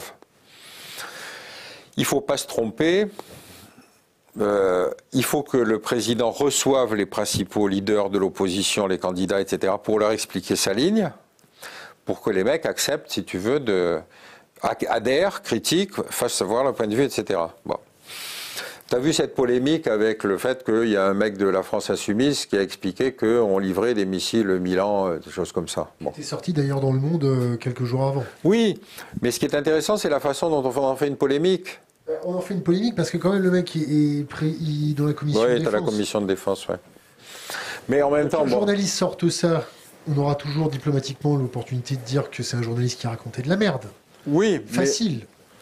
Mais... Qu'un responsable politique qui fait partie de la commission défense dise ça, il fout la France dans la merde parce qu'il y a la Russie qui a fait une liste avec tous les petits pays européens belliqueux envers la Russie. C'est un peu comme les Anglais qui sont en train de sermonner par médias interposés leurs militaires qui ont déserté leur armée pour les combattre en Ukraine. Oui, d'accord, mais... Non, non, je comprends, mais si tu veux, le cas, il a un double aspect. Bon, le fait que la France insoumise soit dans une espèce de pacifisme névrotique, rappelle-toi que Mélenchon avait proposé de désarmer la police quand il y avait les Gilets jaunes. Pour un type qui veut devenir président de la République, c'est intéressant comme poussée. Bon. Et la deuxième chose... Pardon ? Je ne m'en rappelle pas. Ah si, ouais, il avait dit il faut désarmer la police. Et deuxième chose, si tu veux, le fait qu'on dévoile quelque chose qui est vraiment d'un ridicule absolu. Qu'est-ce que tu veux qu'on livre aux types? On ne va pas leur livrer des avions de combat. Même les avions de combat, il faut 6 mois pour former un pilote, à condition qu'il soit déjà pilote. Bon. Donc on sait très bien que ce n'est pas dans cette gamme-là que ça va jouer. Si tu veux dire qu'on va livrer des missiles anti-chars, qu'on va livrer des trucs, etc., bon, c'est plutôt un débat de politique intérieure, c'est pas un débat. Les Russes se doutent assez facilement de quelles sont les armes qui seront les plus létales pour eux. Bon. Le problème, il va se poser dès que ces armes seront utilisables, ce qui est probablement en cours de livraison et en cours de formation, parce que les armées n'ont plus de stock. J'étais avec un général dans un débat où il m'expliquait que lui, au Tchad, quand il avait justement certaines de ces armes qu'on appelle des manpads, c'est-à-dire des armes portées par le soldat d'infanterie et qui ont des fortes capacités destructrices, il me disait, mais moi j'étais obligé de voir et de vérifier les dates de péremption sur chacun des missiles. Et donc des fois, il disait, non, je ne peux pas, ça risque d'exploser par le type qui l'utilise. Bon. Donc il n'y a pas de stock. Il faut les acheter, il faut les reconstituer, il faut les livrer, il faut former. Donc tu vois, on est déjà dans un temps moyen, on n'est pas du jour au lendemain. Bon, que le type de la France insoumise en sorte qu'encore quelques-unes comme ça, si tu veux, c'est pas impossible. C'est pas grave. Pardon ? C'est pas grave. Non, c'est pas grave, c'est pas grave. Enfin, à mon avis, c'est pas grave. Je veux dire, les Russes sont moins cons que ça, quoi. Et donc... revenons aux intellectuels médiatiques bellicistes. Il n'y en a pas quelques-uns qui relèvent le niveau? Si, il y en a plein, mais ce qui m'intéresse, si tu veux, c'est d'abord, c'est la transformation qui s'est passée, celle que j'ai essayé d'expliquer, tu sais, c'est-à-dire que on va avoir une espèce de multicouche. Tu vas avoir le mec qui rentre dans le théâtre de crise, qui dit là-bas, il y a un massacre qui est en train de se préparer. Alors, s'il n'y a pas un minimum un crime de guerre ou alors un génocide, tu sors pas du lot. Il y a 400 crises à la surface de la planète. Il faut que le mec qui revient explique que c'est vraiment dramatique. Bon. C'est dramatique ce qui se passe en Ukraine, là, quand même. Ouais, mais t'as vu les chiffres? T'as vu les chiffres? Pour le moment, c'est une guerre qui tue peu. Oui, par rapport à d'autres conflits. Ben oui. Mais une vie, c'est déjà trop. Ben, bien sûr que c'est vite, c'est trop. Mais si tu veux, ils n'ont pas commencé une campagne de bombardement sur les villes. Ramenons les choses à leur juste propos. Autre que le tapis de bombe façon irakienne, c'est ça? Oui, mais si tu veux, moi je lutte contre la guerre. Pour lutter contre la guerre, il faut dénoncer les mauvaises foi des deux côtés. Que Poutine soit effectivement un type qui aujourd'hui s'est convaincu que l'usage de la force contre les Occidentaux est le seul moyen de faire valoir son point de vue, c'est une évidence. Mais que tu aies en face de ça des gens qui ne se rendent pas compte de ce qu'ils ont eux-mêmes fait et qui se traduit au fait que quand on vote une résolution à l'ONU, tu t'aperçois qu'il y a des pays qui ne te soutiennent plus. Je te prends l'exemple du Mali. Le Mali, ils se sont abstenus. Le Mali est le pays qui est le plus aidé par la France et c'est celui qui a viré les soldats français pour accueillir Wagner. Tu vois bien qu'on est dans une géopolitique qui est en train de changer. Mais comme nos stratèges, si tu veux, pensent... Wagner, pour les auditeurs qui ne connaissent pas, oui. Wagner, c'est des mercenaires, soi-disant pas connectés avec le pouvoir russe. Ce sera une entreprise privée, comme ça. Non, c'est ce qu'on appelle une société militaire privée, choses qui ont été inventées. Mercenaires. Attends. Prends-le comme le truc. Ça s'appelle une société militaire privée, concept qui a été inventé par l'Afrique du Sud pour intervenir à la demande d'un certain nombre d'États africains, qui ensuite s'est développé en Angleterre et aux États-Unis. Wagner n'est que le dernier né, si tu veux, de la génération. En Irak, à l'époque américaine, il y avait plus de sociétés militaires privées que de soldats de métier. Bon. Blackwater est un exemple de société militaire privée américaine qui a commis des... Qui est maintenant BlackRock. Oui, mais ça a changé vachement, tu parles. Donc cette société était connue pour avoir mis des exactions qui n'ont jamais donné lieu à condamnation. Ils ont réussi à les rattraper par le col aux États-Unis, parce qu'il y a quand même aux États-Unis des ONG qui se battent contre ça, mais l'invention n'est pas russe. Donc Wagner n'est pas pire que Blackwater. Rappelle-toi qu'à Abu Ghraib, prison dans laquelle on a enfermé des gens sans aucun motif légal, sans aucune base juridique, c'était des mecs de Blackwater qui faisaient les interviews. Tu vois leur respect. Pas que. Non, mais enfin, tu vois le respect des droits de l'homme que Blackwater est Et la source de ça, la source des interrogatoires par Blackwater, c'est quelle source? Pardon? C'est quelle source? Oh, je sais plus, je peux plus te citer ça si tu veux. Mais c'était pas des soldats américains. Bon, tu veux, on peut rester sur quelque chose qui est pas mal aussi. Tu te souviens de Guantanamo? Le camp de vacances? Oui, le camp de vacances. On réveille les gens avec tu sais de la combien musique, il reste de mecs à Guantanamo depuis 20 ans? Beaucoup Il en reste trop. 60. Donc alors attends, tu te dis, putain, mais arrêtons. Guantanamo qui n'est pas un camp de vacances, qui est une prison militaire, où ils ont des techniques de torture dramatiques, où les gens se font, ils appellent ça waterboarder, c'est-à-dire torturer avec de la flotte, ils se font torturer avec de la musique, ils se font torturer avec plein de trucs. Désolé pour cet aparté. Non, mais l'histoire juridique, si tu veux, de Guantanamo est assez extraordinaire. Donc, ils arrivent en Irak, ils ramassent des mecs à l'appel. Il y a des prisons aussi comme ça en Pologne, c'est ça, non? Attends, oui, il y a plusieurs choses, si tu veux. Ils vont ramasser des mecs. Les prisons et vols secrets de la CIA en Europe. Les prisons secrètes de la CIA. Guantanamo, c'est le plus symbolique. Pourquoi est-ce que c'est Guantanamo? Parce que, si tu veux, hors du territoire américain, ils ne sont pas justiciables de la justice américaine, qui aurait été obligée d'investiguer, de demander quelle était leur responsabilité, etc. Donc c'est un système totalement, une violation complète du droit international et du droit américain. Bon. Il a été dénoncé, beaucoup de gens se sont dit. Mais si tu veux, la prison n'est toujours pas fermée. Parce qu'ils ne savent pas quoi faire des mecs qui restent. Bon. Donc, tu vois, dire, il y a opposants et opposants. Russe, Poutine, il va se faire emprisonner Navalny, il va l'empêcher de parler. Il a essayé de le buter quand même avant. Ah non, c'est pas lui, c'est Skripal. C'est Skripal. Navalny, il a été intoxiqué quand même, non? Non, je sais pas, peut-être, je sais pas, ça me dit rien, c'est possible. Un café bizarre à l'aéroport. Si. C'est possible, c'est possible.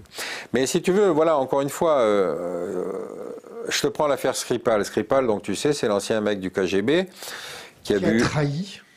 Alors oui, qui était passé à l'Ouest et qui a bu un café au polonium, je crois, un truc dans ce genre-là. Bon, le mec. Une porte peut-être. Hein? Une poignée de porte. Ah non, enfin moi j'avais vu qu'il avait bu un truc dans lequel ils avaient foutu du produit radioactif, donc le mec a perdu ses cheveux, etc. Il a été rattrapé de justesse, si tu veux voir. Et c'était évident que c'était la main des services de renseignement russes. Bon. Khashoggi, il est découpé en morceaux dans un consulat saoudien. Découpé en morceaux, le mec. Il est trempé dans l'acide. Et ensuite, si les Turcs n'avaient pas sonorisé tout le consulat, on aurait pensé qu'il était effectivement reparti. Ou si on va sonoriser tout le consulat, ou un petit Pegasus. Pourquoi un petit Pegasus? Non. Si tu veux, l'argumentaire des Saoudiens, c'était de dire non, il est reparti. Ou enfin, il n'est pas venu. Alors, les Turcs ont montré les caméras de surveillance extérieure pour dire, vous voyez, il est arrivé. Ensuite, il est reparti. Alors, ils ont montré qu'effectivement, dans les caméras au départ, il n'y avait plus Khashoggi. Bon. Et donc, tu te dis, et sa femme qui était là, qui était dehors en train de l'attendre, si tu veux, peut témoigner qu'il n'est pas reparti, etc. Donc c'est les Turcs qui ont révélé que la chose s'était passée dans un lieu diplomatique saoudien, donc avec une responsabilité évidente des autorités. Alors après, ce qui est rigolo, si tu veux, c'est la façon dont joue le lobby saoudien pour expliquer qu'en fait, c'est pas sérieux, ça vient pas de, c'était des gens qui ont dépassé leur mandat. Alors il y a un article qui est absolument célèbre de... comment s'appelle ce chroniqueur qui cite toujours les services de renseignement, le gros là. Le plus gros que toi? Ouais, beaucoup plus gros que moi. Oh putain, c'est pas possible d'oublier son nom. C'est un type qui a eu longtemps des chroniques dans Libération, dans France Inter, France Culture, etc. Et qui a un argumentaire qui est imparable parce qu'à chaque fois qu'il veut prouver quelque chose, il cite les services de renseignement. Alors, citer les services de renseignement, c'est vachement bien parce que d'abord, ça donne le sentiment que tu as des informations et ensuite, tu es sûr de n'être jamais critiqué. Il n'y a jamais un service de renseignement qui envoie un porte-parole pour dire... et donc, bon, le nom va me revenir, mais il écrit un article extraordinaire pour expliquer que d'après ses sources de renseignement, Khashoggi a été tué par les Turcs et pas par les Saoudiens. C'est un scoop. Manque de bol, 3 jours plus tard, Mohamed Ben Salman reconnaît qu'effectivement, c'est lui qui a donné l'ordre. Donc c'est une fake news. C'est pas une fake news, c'est du lobby, c'est du lobbying. C'est une fake news. Mais oui, mais si tu veux, c'est une fake news. Moi je m'en fous, de l'intitulé. Moi, ça s'appelle ça du mensonge, mais bon, c'est pas grave. Ah, putain, comment est-ce qu'il s'appelle ce type? C'est pas possible. Ça va te revenir, ça va te Ça va revenir. revenir, ouais. Donc mais tu vois, quand tu te fais épingler comme ça, tu te dis, mais la dignité exige que tu disparaisses du champ médiatique. Les intellectuels médiatiques comme BHL, comme celui que je viens de te citer, comme d'autres, sont ce qu'on appelle des intellectuels téphales. C'est-à-dire, aucune critique n'accroche. Tu peux leur dire, hier vous avez raconté ça, aujourd'hui vous dites le contraire. Ils te disent, hier j'avais raison, aujourd'hui j'ai raison. Tu vois bien avec BHL. Donc c'est quand même dramatique. Pardon ? Pourquoi on les réinvite à chaque fois? On les réinvite parce qu'ils font partie, comme tu dis, d'un lobby. On les réinvite parce qu'il n'y a que ceux-là. On les réinvite parce que c'est un tout petit cercle parisiano-parisianiste où ils s'échangent à chaque fois les mêmes pour aller faire leur petit plateau télé comme au cirque. Pourquoi si tu veux, il y a toute une... Bon, d'abord, en France, il y a une espèce d'admiration pour les intellectuels. C'est pas toi que je vais apprendre ça. Rappelle-toi cette extraordinaire adoration qu'on avait pour Sartre, donc individu intellectuel qui s'est rarement aussi... qui a aligné les conneries en matière internationale comme peu avant lui. Bon, il a été stalinien, il a été maoïste, il a été tout ce que tu veux, alors qu'il y avait en face un autre type qui s'appelait Aron, et qui, lui, est resté toujours la tête au-dessus des débats. Bon. Et donc, Raymond Aron. Raymond Aron, oui, absolument. Et en fait, Sartre était une espèce d'idole. C'était le type qui te disait alors, absolument tout ce qu'il fallait penser d'eux. Alors, il a été soutien de la guerre d'indépendance en Algérie, donc après, ça lui a fait sa notoriété, mais ensuite, il a aligné toutes les conneries qu'on pouvait imaginer. Pour te donner un exemple,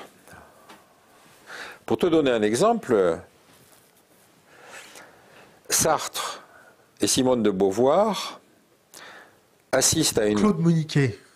Non, ça va me revenir, t'inquiète pas. C'est quelqu'un qui nous le marque sur le forum. Non, c'est... Enfin bref. Claude Moniquet, il n'est pas gros, non? Pardon? Claude Moniquet, il est moins gros que toi. Qui ça? Claude Moniquet. Je ne sais pas qui c'est Claude Moniquet. Non, mais quand je te dirai le nom, ça va t'apparaître évident. Sartre et Simone de Beauvoir assistent à une représentation des Massal en compagnie de Otto Abetz le 6 juin 1944 à Paris. Tu vois ce que je veux dire? 6 juin 1944, c'est le débarquement. Bon, visiblement, les Alliés n'avaient pas besoin de lui. Donc c'est un type qui a fait sa carrière sous l'occupation. Alors après, il va raconter qu'il était dans la cellule de l'école normale supérieure, etc., etc. Mais tu te dis, c'est quand même extraordinaire, alors que Camus, qui était son grand ennemi, lui, enfin, ou son grand débatteur, si tu veux, était traité de traître parce que quand il était en Algérie, il essayait de concilier les points de vue des pieds noirs et des trucs, etc.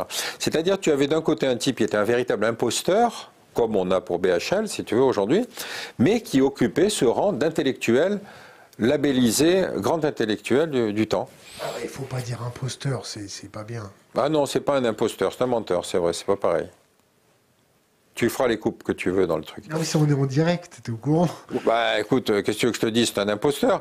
Je te raconte un épisode vécu, je sais pas si je t'en ai parlé, mais est-ce que je t'ai parlé de l'épisode avec le général Paloméros?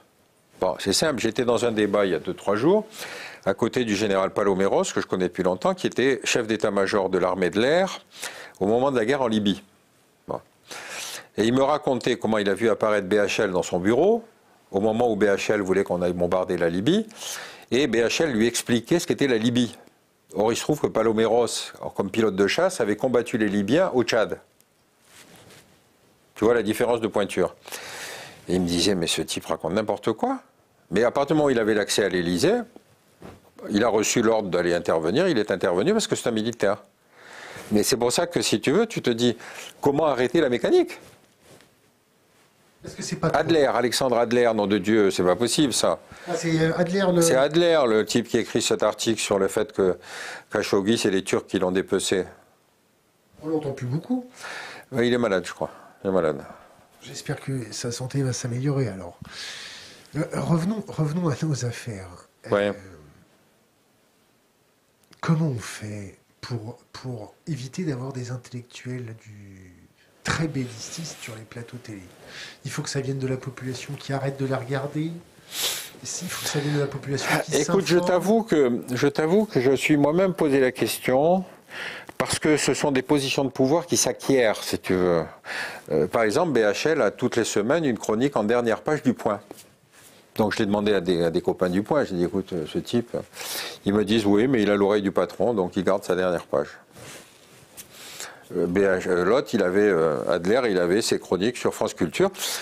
Épisode vécu avec Adler, on crée la délégation aux affaires stratégiques en 92, et on le trouve dans les meubles, parce qu'il avait été recruté par la structure précédente. Bon. On fait une séance de travail sur la Turquie, je ne sais plus quelles étaient les circonstances, mais enfin peu importe. Donc Adler prend la parole, et Adler c'est un conteur. C'est un type qui prend la parole, tu l'écoutes, c'est fascinant, tu as l'impression que tu as le monde qui se déroule devant toi. Et il cite des instructions du KGB, l'un du 12 mars 1954 et une autre instruction du 5 janvier.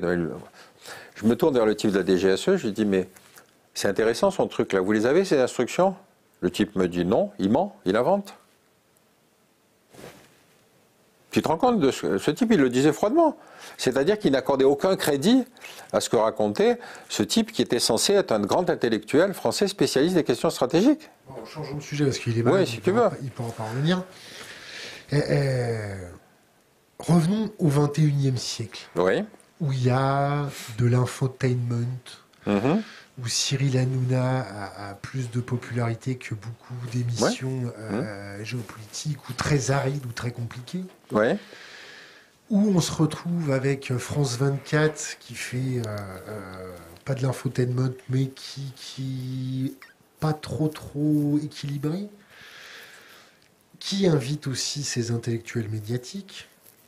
Comment on fait pour se réapproprier la chose? Comment la population? Il faut qu'il y ait un mouvement anti-guerre très fort, civil.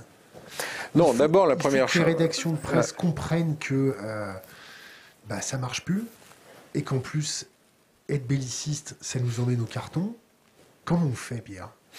D'abord, je salue Thinkerview. Oui, mais enfin, je veux dire, il faut quand même te rendre compte que si tu veux, vous ne mesurez peut-être pas l'influence que vous avez. Moi, il y a des gens qui m'arrêtent dans la rue en disant, vous avez vu sur Thinkerview. Ils m'ont pas dit, on vous a vu sur BFM ou sur CNews, parce que la transformation fondamentale qu'ont introduit ces chaînes d'infos en continu, c'est que si tu veux, à partir du moment où il y a un événement, il faut tout de suite réunir un plateau, discuter, etc., avant qu'on sache quel est le sens de l'événement. Comme si on avait tout de suite des gens qui allaient te dire non, non, mais vous allez voir, il va faire ça après, etc., etc. Et donc, il y a une espèce, tu sais, une chaîne d'infos en continu, ça fait à peu près 8 à 10 minutes d'informations réelles, et puis ensuite, tu as des pages de pub, et puis ensuite, tu as des débats. Donc, il faut peupler ces plateaux. Et tu vois bien que depuis le début de la guerre en Ukraine, tu as vu le nombre de gens qui se sont succédés. Et donc, tu as tout à coup un espèce de débat continu qui va s'installer partout. Et ce débat, il a un avantage, c'est qu'il interpelle le politique directement. Donc, si tu as un attentat, par exemple, phénomène sécuritaire grave, tu vas tout de suite avoir des gens qui vont accéder au plateau en disant « Oui, mais l'attentat, c'est ci, c'est ça, que fait le gouvernement ?» Tu vois ce que je veux dire? Il y a ça court-circuite, y compris le Parlement. C'est-à-dire de dire d'un seul coup, mais c'est pas possible, comment est-ce qu'on assure la sécurité des Français? Comment est-ce possible? Pourquoi est-ce que ça a failli? Enfin, tu vois, parce que, encore une fois, ces chaînes d'infos en continu, moi, des fois, on m'appelle en me disant, il y a eu un tel truc à tel endroit, qu'est-ce que vous pouvez nous en dire? Mais je sais pas si c'est un mec qui a tiré sur sa femme ou si c'est un type qui s'est blessé au pied en nettoyant son arbre. Parce que l'urgence, l'immédiateté, si tu as envie, dans le présentisme, si tu veux, c'est, on va vous dire tout de suite ce qu'il faut en penser.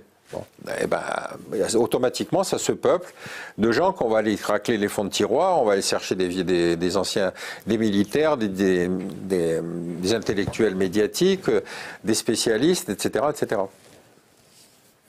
Adler a quand même le mérite d'avoir traduit le rapport de la CIA. Non, il l'a introduit. Non, c'est pas du tout pareil. Non, on lui a demandé de faire la préface. Très bien, très bien. Moi, j'ai rien à dire sur le fait qu'il fasse les préfaces. Je ne fais que citer des exemples dans lesquels il s'est planté d'une manière éhontée et qu'à partir de ce moment-là, la moindre des choses aurait été de se dire « je me mets en retrait ». Bon, finalement, il s'est mis en retrait. Dans l'économie, d'ailleurs. Pardon ? Il y a le même problème dans l'économie. Est-ce qu'on peut avoir ton avis sur les sanctions, la politique de sanctions? Ah oui. Est-ce que ça marche pas? Est-ce que ça fait ses preuves?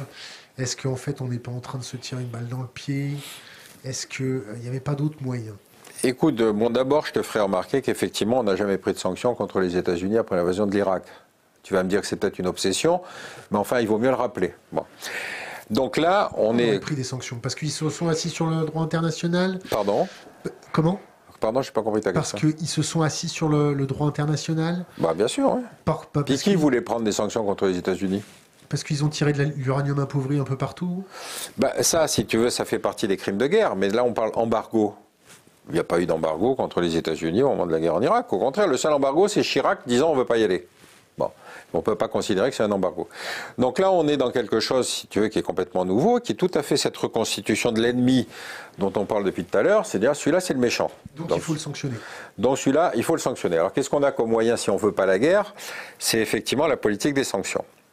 Je rappelle qu'il y a quelques épisodes dramatiques qu'il faut que les auditeurs sachent. L'embargo le plus terrible qu'on a utilisé, c'est celui contre Saddam Hussein qui a duré de 92 jusqu'à pratiquement 2002. Pendant 10 ans, l'Irak a été privé de tout. On avait inventé un truc qui s'appelait pétrole contre nourriture, c'est-à-dire que les organismes occidentaux vérifiaient l'exportation de pétrole en garantissant que ça permettrait d'acheter de la nourriture. Tu vois l'ignominie du système. Interdiction de toute nature, je t'ai expliqué les produits pharmaceutiques, les produits d'entretien, etc. etc. Bon. C'est une honte. C'est une honte contre laquelle beaucoup d'ONG se sont levées en disant mais enfin la population irakienne n'a pas de responsabilité dans le comportement de Saddam Hussein. Donc on touchait là un problème qu'on connaît tous, c'est que les sanctions ça pénalise la population d'abord. Alors moi je vais me faire l'avocat du diable. C'est eux qui ont voté pour Poutine. Pardon? C'est eux qui ont voté pour Poutine. Ben, si tu veux... Donc si c'est eux qui ont voté, c'est eux qui doivent assumer. Ah ben oui, bien sûr. Mais enfin, il reste que si tu veux, si ça tombe dans les maternités, qu'il n'y a plus, le lait pour les enfants, etc., tu descends un peu bas, si tu veux, le principe du droit de vote. Non, qu'il y ait des sanctions, c'est une chose. Mais tu vois bien que les sanctions, si elles sont appliquées en détectant les avoirs des oligarques, c'est quand même beaucoup plus judicieux et beaucoup plus efficace que si tu fais des sanctions internationales qui vont toucher toute la population. Alors, il y a un grand mouvement de solidarité donc, dans les sanctions. Moi, les seules questions que je me pose, je me dis, mais est-ce que la City va vraiment jouer le jeu? J'ai quelques doutes. Hein, ils ont sorti les banques de SWIFT. Ah non, mais SWIFT, c'est un organisme international. Ce n'est pas les sanctions sur la City. C'est pas les sanctions sur la City. Deuxième chose, est-ce que le Crédit Suisse va appliquer? Tu sais, le Crédit Suisse, c'est les Suisses ont dit qu'ils allaient appliquer Swiss Paper. C'est-à-dire, on a montré combien cette banque avait servi de refuge, de havre à tout l'argent sale de la planète. Est-ce qu'ils vont appliquer? Ils vont pas se ruiner quand même, les banquiers vont pas se tirer une balle dans le pied. Donc tu vois ce que je veux dire entre le déclaratoire et le réel, j'attends de savoir qu'est-ce que va être le réel. Donc les sanctions, ça marche pas, ça ne fait que... Non, ça marche. Ça marche. Mais ce que j'aime bien aussi dénoncer, c'est l'espèce de dignité dans laquelle se drapent, si tu veux, tous ces gens qui disent on va faire des sanctions très dures, etc. Quand tu connais combien les types ont été hypocrites avec l'argent sale pendant des années. Donc, est-ce qu'ils vont aller jusqu'à... Alors, si effectivement ils accaparent les avoirs, c'est bien, là au moins ça leur coûte pas de fric. Mais tu vois bien que c'est ces gens-là, c'est le Crédit Suisse sur lequel sont sortis tous les papiers qu'ont fait les consortiums de journalistes, qui montrent que cette banque était totalement vérolée.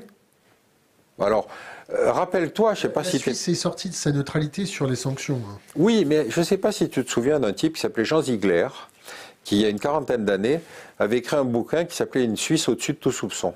Jean Ziegler, je crois qu'on l'a reçu 2 fois ici. Je ne sais pas, parce que le type doit être très très vieux. Mais enfin, si tu veux, ce type, il était un député suisse qui se scandalisait du fait que le secret bancaire soit opposable à toute investigation internationale. C'est quelqu'un d'absolument adorable, d'ailleurs. Ah ben, tant mieux, si vous l'avez retrouvé, en tout cas, saluez de ma part, parce que je trouve que c'est un type qui a fait un boulot formidable. Mais il y a 20 ans, il était considéré comme un salaud par les Suisses. Parce qu'ils s'attaquaient à quelque chose qui était la condition même de leur prospérité, c'est-à-dire le secret bancaire. Là, les Suisses disent qu'ils vont participer, tant mieux. Mais ils ont du boulot. Hein. Le fait qu'on interdise les chats russes dans les expositions... Les quoi, les chats russes. C'est des agents du KGB? Non, je ne sais pas. Ça va très loin, si tu veux, mais c'est vrai que McDonald's s'en aille de Russie. Oui, bon, les pauvres. Le fait qu'on boycotte la vodka. Est-ce que ça ressemble à quand Chirac voulait pas aller faire la guerre et que les Américains ont renommé les frites? Ouais, les French fries, ouais. Les French fries ont été renommés avec les Liberty fries. Ouais. Non, mais tu sais, dans ces périodes de paroxysme d'opinion publique, il y a une compétition dans la connerie quand même. Qui a inventé le plus extraordinaire. Moi, ce qui me frappe, par exemple, aujourd'hui... C'était peut-être important... Tu parles des frites? Non, c'est toujours important, les frites. C'était peut-être important de marquer le coup en isolant totalement la Russie. Non, mais bien entendu que les sanctions sont extrêmement importantes. Mais encore une fois, moi, ce qui m'intéresse, c'est comment est-ce qu'on crée une illusion de la guerre. Donc effectivement, les sanctions, extrêmement important. Et pour la première fois, on a effectivement un consortium occidental quasiment uni sur la question du truc. Mais je te prends un exemple très bête. Qui parle du Liechtenstein? Tu vois ce que je veux dire? On va tomber sur... Le Liechtenstein est un État mafieux en plein centre de l'Europe. C'est un État dans lequel tous les contribuables allemands se sont réfugiés quand ils voulaient frauder le fisc allemand. Je ne sais pas ce qu'il y a dans les banques du Liechtenstein, mais ce qui est certain, c'est que leur ligne de conduite, c'est dit, nous, on ne parle de rien, on ne connaît pas, on s'ignore, etc., etc. Tu vois, quand il y avait les Anglais à l'intérieur de l'Union européenne, je crois qu'il y avait 35 paradis fiscaux à l'intérieur de l'espace de l'Union européenne. 35. Parce que tu avais le Liechtenstein, tu avais le Luxembourg, tu avais des trucs comme ça, etc. C'est ceux-là qui vont appliquer les sanctions dures à l'égard de la Russie. On n'a même pas balayé chez nous. On n'a même pas balayé chez nous. Et tout à coup, on va dire, attention, là. Un exemple, pas mal. Boris Johnson annonce qu'il va ouvrir un guichet spécial à Calais pour les Ukrainiens réfugiés. Horrible, ça veut dire qu'il nous laisse les Arabes et il prend les Ukrainiens. Non, ça c'était vraiment horrible. Bah, c'est un raciste. Pourquoi on ne le dit pas? Pourquoi on ne le dit pas? Tu vois ce que je veux dire? Les médias informent. La distance critique, c'est aussi leur boulot, mais ça n'est pas que leur boulot. Donc il y a des moments où il faut effectivement dire, excusez-moi, je m'étonne que M. Boris Johnson préfère nous laisser tous les réfugiés afghans, pakistanais, syriens, etc., qui viennent d'une guerre auquel il a contribué en tant que puissance britannique. Voilà, bon. Mais je suis un individu chagrin. Donc, revenons aux sanctions. Est-ce que ça ne va pas nous emmener encore plus dans une situation délétère? Bien sûr, bien sûr. Quand Bruno Le Maire dit... on va mettre à genoux l'économie russe. Non, il dit on est entré dans une guerre économique, il a dit. Il a dit guerre économique. Ben, si tu veux, mets-toi dans la position d'un décideur occidental qui sait que les sanctions sont un espèce d'effet boomerang. On va sanctionner les Russes, mais évidemment, les Russes vont nous sanctionner aussi. Bon. Quel discours tu tiens à ta population? Est-ce que tu fais le bras de fer en disant « ouais, mais vous allez voir, vous allez voir ». Bon. La France est un pays qui est structurellement déficitaire en matière de commerce extérieur, si tu veux. Bon, la Russie n'est pas un partenaire très important, je crois que c'est 2 à 3% du commerce extérieur français, mais enfin, c'est quand même quelque chose qui est un État, c'est pas l'Allemagne, il n'y a pas des réserves de change gigantesques, etc. Bon. Qu'est-ce que tu fais? Est-ce que tu tiens le discours de la réplique? Tu sais, Poutine joue le discours de la menace. Et de créer, susciter de l'angoisse dans la population, l'opinion publique, puisqu'il n'hésite pas à dire « j'ai demandé à mes forces stratégiques de se tenir en éveil ». Bon. Est-ce que toi, dirigeant occidental, t'en rajoutes ou au contraire, tu calmes? Tu vois bien que le maire, probablement sa langue a fourché, mais il a plutôt un discours à rassurer pour dire « de toute façon, s'il y a de la pénurie, nous nous organisons pour que cette pénurie pèse de manière équitable sur toutes les populations ». Tu vois ce que je veux dire? Son discours, ça devrait être celui-là. Nous allons mobiliser les préfets, les collectivités locales pour que dans des endroits dans lesquels il y a des graves pénuries, on puisse gérer, si tu veux, les choses. Ça, c'est un discours du sérieux, de la rationalité, parce que ça donne l'impression que tu penses tout ton système, non pas par rapport aux Russes, mais par rapport à la population française. Il ne va pas pouvoir le faire, quoi qu'il arrive. Pardon? Quoi qu'il arrive, ils ne pourront pas le faire. Pas faire quoi, tu veux dire? Gérer les pénuries. Mais en tout cas, il faut mieux le dire. Est-ce qu'il faut dire qu'on ne peut pas gérer les pénuries? Non, il n'y a pas de raison de dire que tu ne peux pas gérer les pénuries. Pourquoi tu le dirais? Si tu dis que même si on a des difficultés, qu'on commence tout de suite à se bouger les fesses pour trouver des contrats avec l'Australie, avec le Canada, avec un truc, qu'on essaye de trouver tout de suite des choses qui vont manquer, dont on sait qu'ils vont manquer, tu le vois bien avec l'énergie. Bon. Donner le sentiment qu'on se mobilise et qu'on va essayer de faire face à la pénurie qui de toute façon sera évidente, ça me paraît un discours de responsabilité politique. Maintenant, il y a des domaines dans lesquels tu sais très bien que ça va poser problème. Si tu sais qu'on compte sur les Américains, par exemple, pour compenser une partie du déficit énergétique de l'Europe, tu sais qu'en fait, ils risquent de nous vendre du gaz ou du pétrole de schiste. Liquéfié. Enfin bon, tu vois le débat que ça va créer. C'est bon pour l'écologie, non? Pardon? Oui, mais justement, tu vois le débat. C'est-à-dire, quelle va être la posture des écologistes si on dit, oui, mais on va importer du gaz et du pétrole de schiste des États-Unis? Et puis ensuite, relancer le nucléaire. Et relancer le nucléaire, tu vois le débat aussi.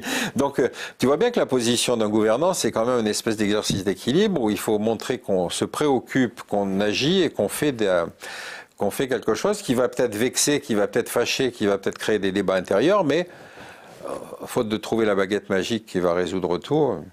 Revenons aux intellectuels médiatiques. C'est quoi l'expression? C'est le lobby... militaro-intellectuel. Le lobby militaro-intellectuel. Ouais. Pourquoi avoir faire des recherches là-dessus?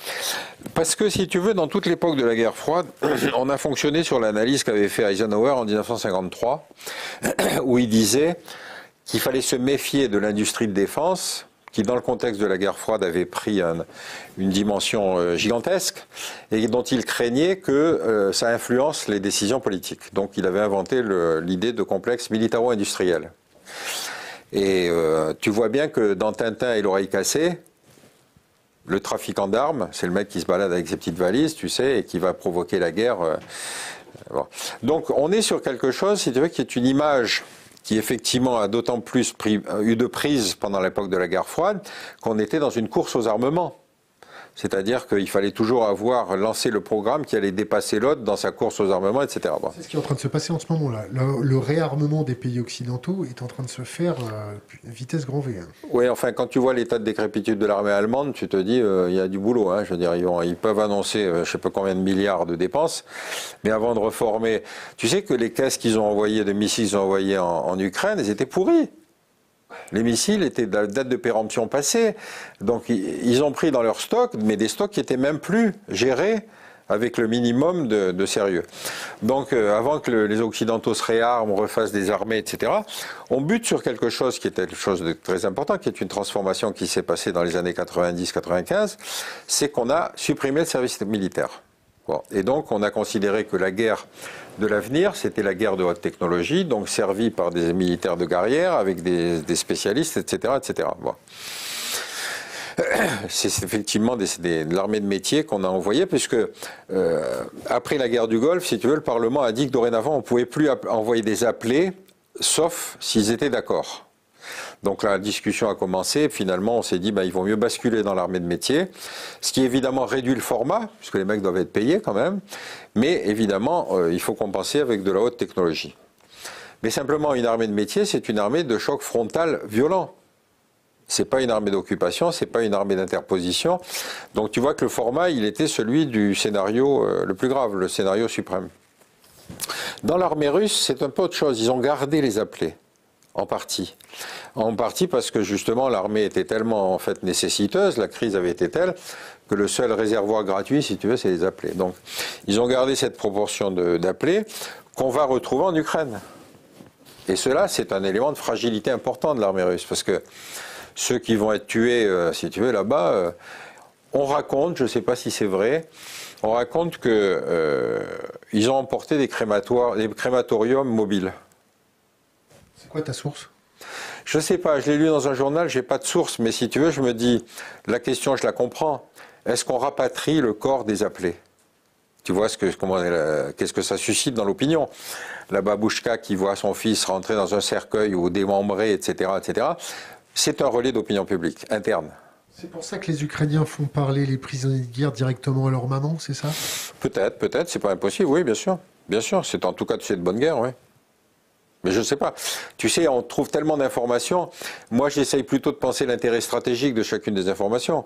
Bon, quand j'entends un mec m'expliquer que les Russes ont décidé à utiliser du nucléaire sur l'Ukraine pour montrer leur détermination, j'ai un peu tendance à penser que c'est pas très sérieux. Voilà. C'était un papier de Libération. Guerre en Ukraine, des crématoriums mobiles sont-ils déployés par l'armée russe pour brûler le corps des soldats? Oui, c'est ça, c'était en Libération. Et qui est-ce qui a écrit ça?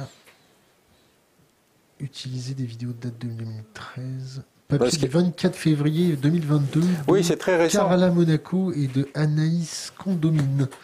Bon, c'est très récent, cela dit, tu vois pas pourquoi ils feraient brûler les corps alors qu'ils peuvent les enterrer sur place, hein, je veux dire. Bon, enfin, tu vois, ça fait partie de cette guerre de l'information, c'est-à-dire plus on suppose que l'autre va déployer une perfidie, une espèce d'ignominie, etc., plus tu le... C'est pas prouvé, hein. Non, justement, c'est pour ça que je le dis. C'est que, si tu veux, tu vois pas pourquoi les mecs feraient brûler les corps alors qu'ils peuvent les enterrer sur place. Bon. Et donc, ça participe de cette guerre de l'information où tu vas dire vraiment l'autre c'est le mal absolu, c'est un mec ignominieux, ils sont prêts à faire brûler les cadavres, etc. J'y crois pas, je sais pas, ça peut être vrai, ça peut être faux, mais peu importe. Est-ce que tu suis la campagne présidentielle? Un petit peu, oui, comme tous les... Qui est le plus apte à gérer la situation internationale? Bah, écoute, moi ce qui me frappe beaucoup, c'est que Macron a été l'objet de toutes les critiques. C'est-à-dire toute l'opposition s'est mobilisée pour le critiquer. Il suffisait qu'ils disent oui pour que tous les autres disent non, il suffisait qu'ils disent non pour que tous les autres disent oui. Bon. Or, tu t'aperçois que dans les sondages, c'est le seul qui surnage.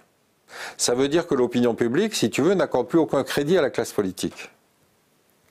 Et cette classe politique, elle s'est traduite par le fait que tout à coup, c'est un outsider qui a été élu.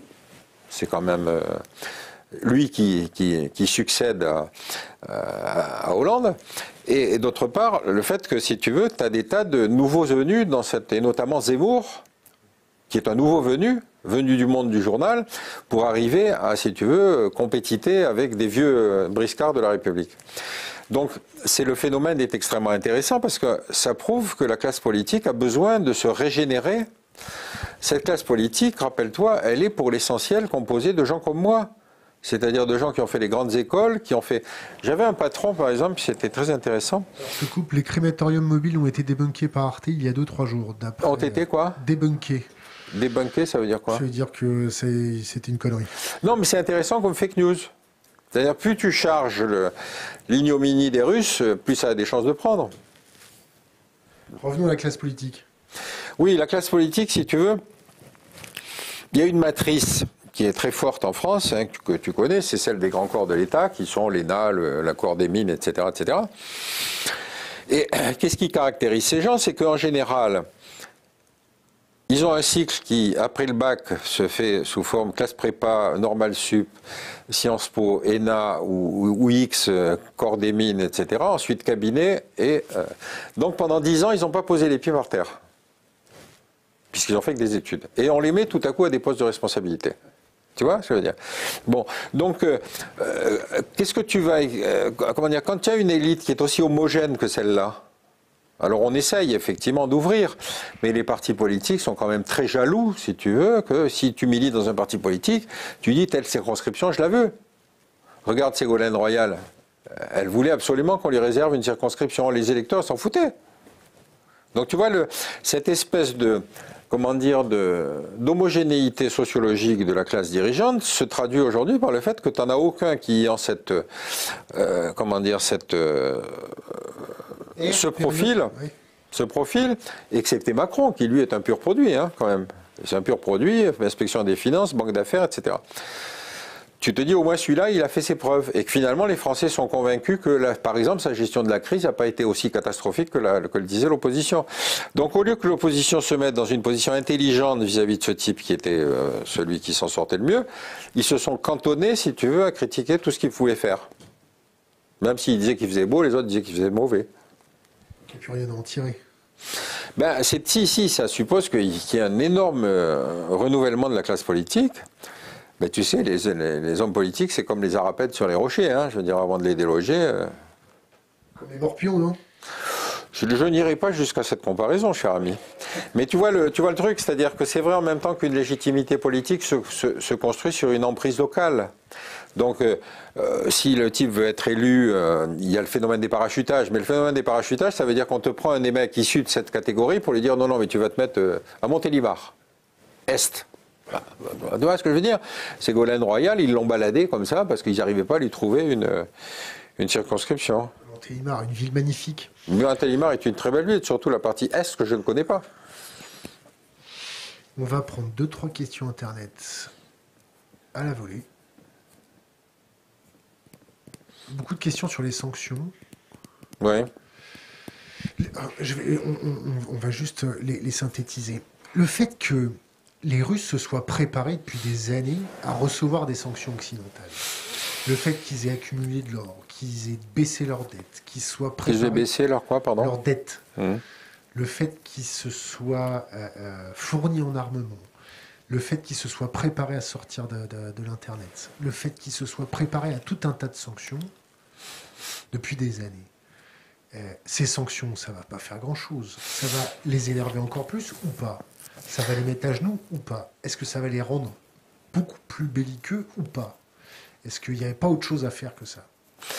Écoute, bon, sur le cas des sanctions, moi je t'avoue que je ne connais pas suffisamment la Russie pour connaître les forces et les faiblesses de la Russie. Bon. Ce qui est certain, c'est que tu vois bien qu'il y a des banques d'affaires russes qui sont directement menacées par les sanctions, que le rouble lui-même a fléchi, et donc, et puis il reste l'opinion publique, c'est-à-dire la population, qui est une population qui est habituée aux pénuries, pour le cas de la Russie, hein, même si le développement économique, l'ouverture a permis effectivement d'approvisionner les gens, de les habituer à un style de vie différent. Quand tu es à Moscou, tu vois que les bagnoles allemandes, ça marche hein, quand même. Hein, donc, c'est pas les anciennes Trabant. Bon. Il y en a toujours. Hein. Oui, des Trabants. Ouais, c'est conduit par des Occidentaux. Ouais. Enfin, bon. Donc c'est pour te dire que si tu veux, il y a eu aussi cette habitude dans laquelle évidemment les oligarques ont le plus profité. Et donc, tu as plusieurs éléments de fragilité dans la société russe. Le dernier dont on se préoccupera, c'est le vulgum pecus de la population russe. Celui-là, il est habitué à ce qu'on lui dise non, il n'y a plus. Il n'y a plus de machin, etc. Faites la queue. Donc, les sanctions porteront effet si elles sont de plus en plus ciblées. Et c'est là que le travail, justement, pour tordre le bras à la City, pour tordre le bras au Crédit Suisse, pour tordre le bras au Liechtenstein, que tu vas avoir effectivement des sanctions qui vont dire dans l'entourage de Poutine, merde, on perd quand même beaucoup d'argent. Bon. Ensuite, tu as tous les organismes internationaux qu'on va interdire à la Russie, dont le système SWIFT, qui est quand même un système de compensation internationale où si tu n'accèdes pas, tu ne peux pas te faire rembourser tes dettes. Ça fait des années qu'ils se préparent à se faire expulser de SWIFT. Mais peut-être, mais qu'est-ce qu'ils ont comme système alternatif à SWIFT? Les Chinois? Mais encore une fois, les Chinois, ils ne vont pas se priver de SWIFT pour faire plaisir aux Russes. S'ils font passer les dettes en Chine pour les faire passer comme dettes chinoises, tu penses bien que tu peux faire confiance aux Chinois pour largement se rémunérer pour ce petit service. Donc, c'est pas une situation qui est aussi simple à gérer que pour la Russie, parce que, encore une fois, tu as plusieurs niveaux de responsabilité et de fragilité. Et évidemment, ceux qui sont les plus atteints, ce seront ceux qui sont les classes populaires. Et cela va leur expliquer qu'il faut aller faire la guerre en Ukraine, parce que, surtout quand ça commencera à devenir saignant, qu'il y aura des morts, que les choses ne se passeront pas, qu'éventuellement on appellera de nouvelles catégories d'appelés, etc., etc. Question Internet. Quelle serait, selon lui, la sortie de crise ukrainienne? C'est une bonne question. Moi, si tu veux, il me semble que Poutine donc utilise le langage de la force, enfin de la menace, bon. De l'intransigeance. J'irai jusqu'au bout de mes objectifs et d'ailleurs je fais ouvrir les silos de mes forces nucléaires.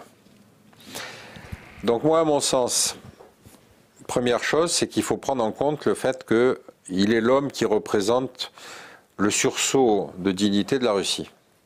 On peut être en désaccord avec sa méthode, mais fondamentalement, il reste pour le moment, en tout cas à mon avis, encore une fois, je ne suis pas spécialiste de la Russie, je pense qu'il a encore une certaine popularité.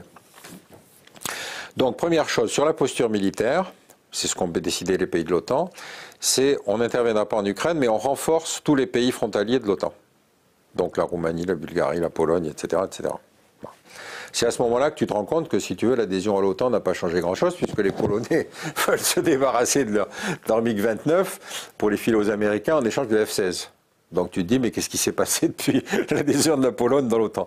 Donc en fait, on gesticule, c'est-à-dire on dit oui, mais on enverra des troupes, il y aura des troupes américaines dans les pays baltes, il y aura des troupes, etc., etc.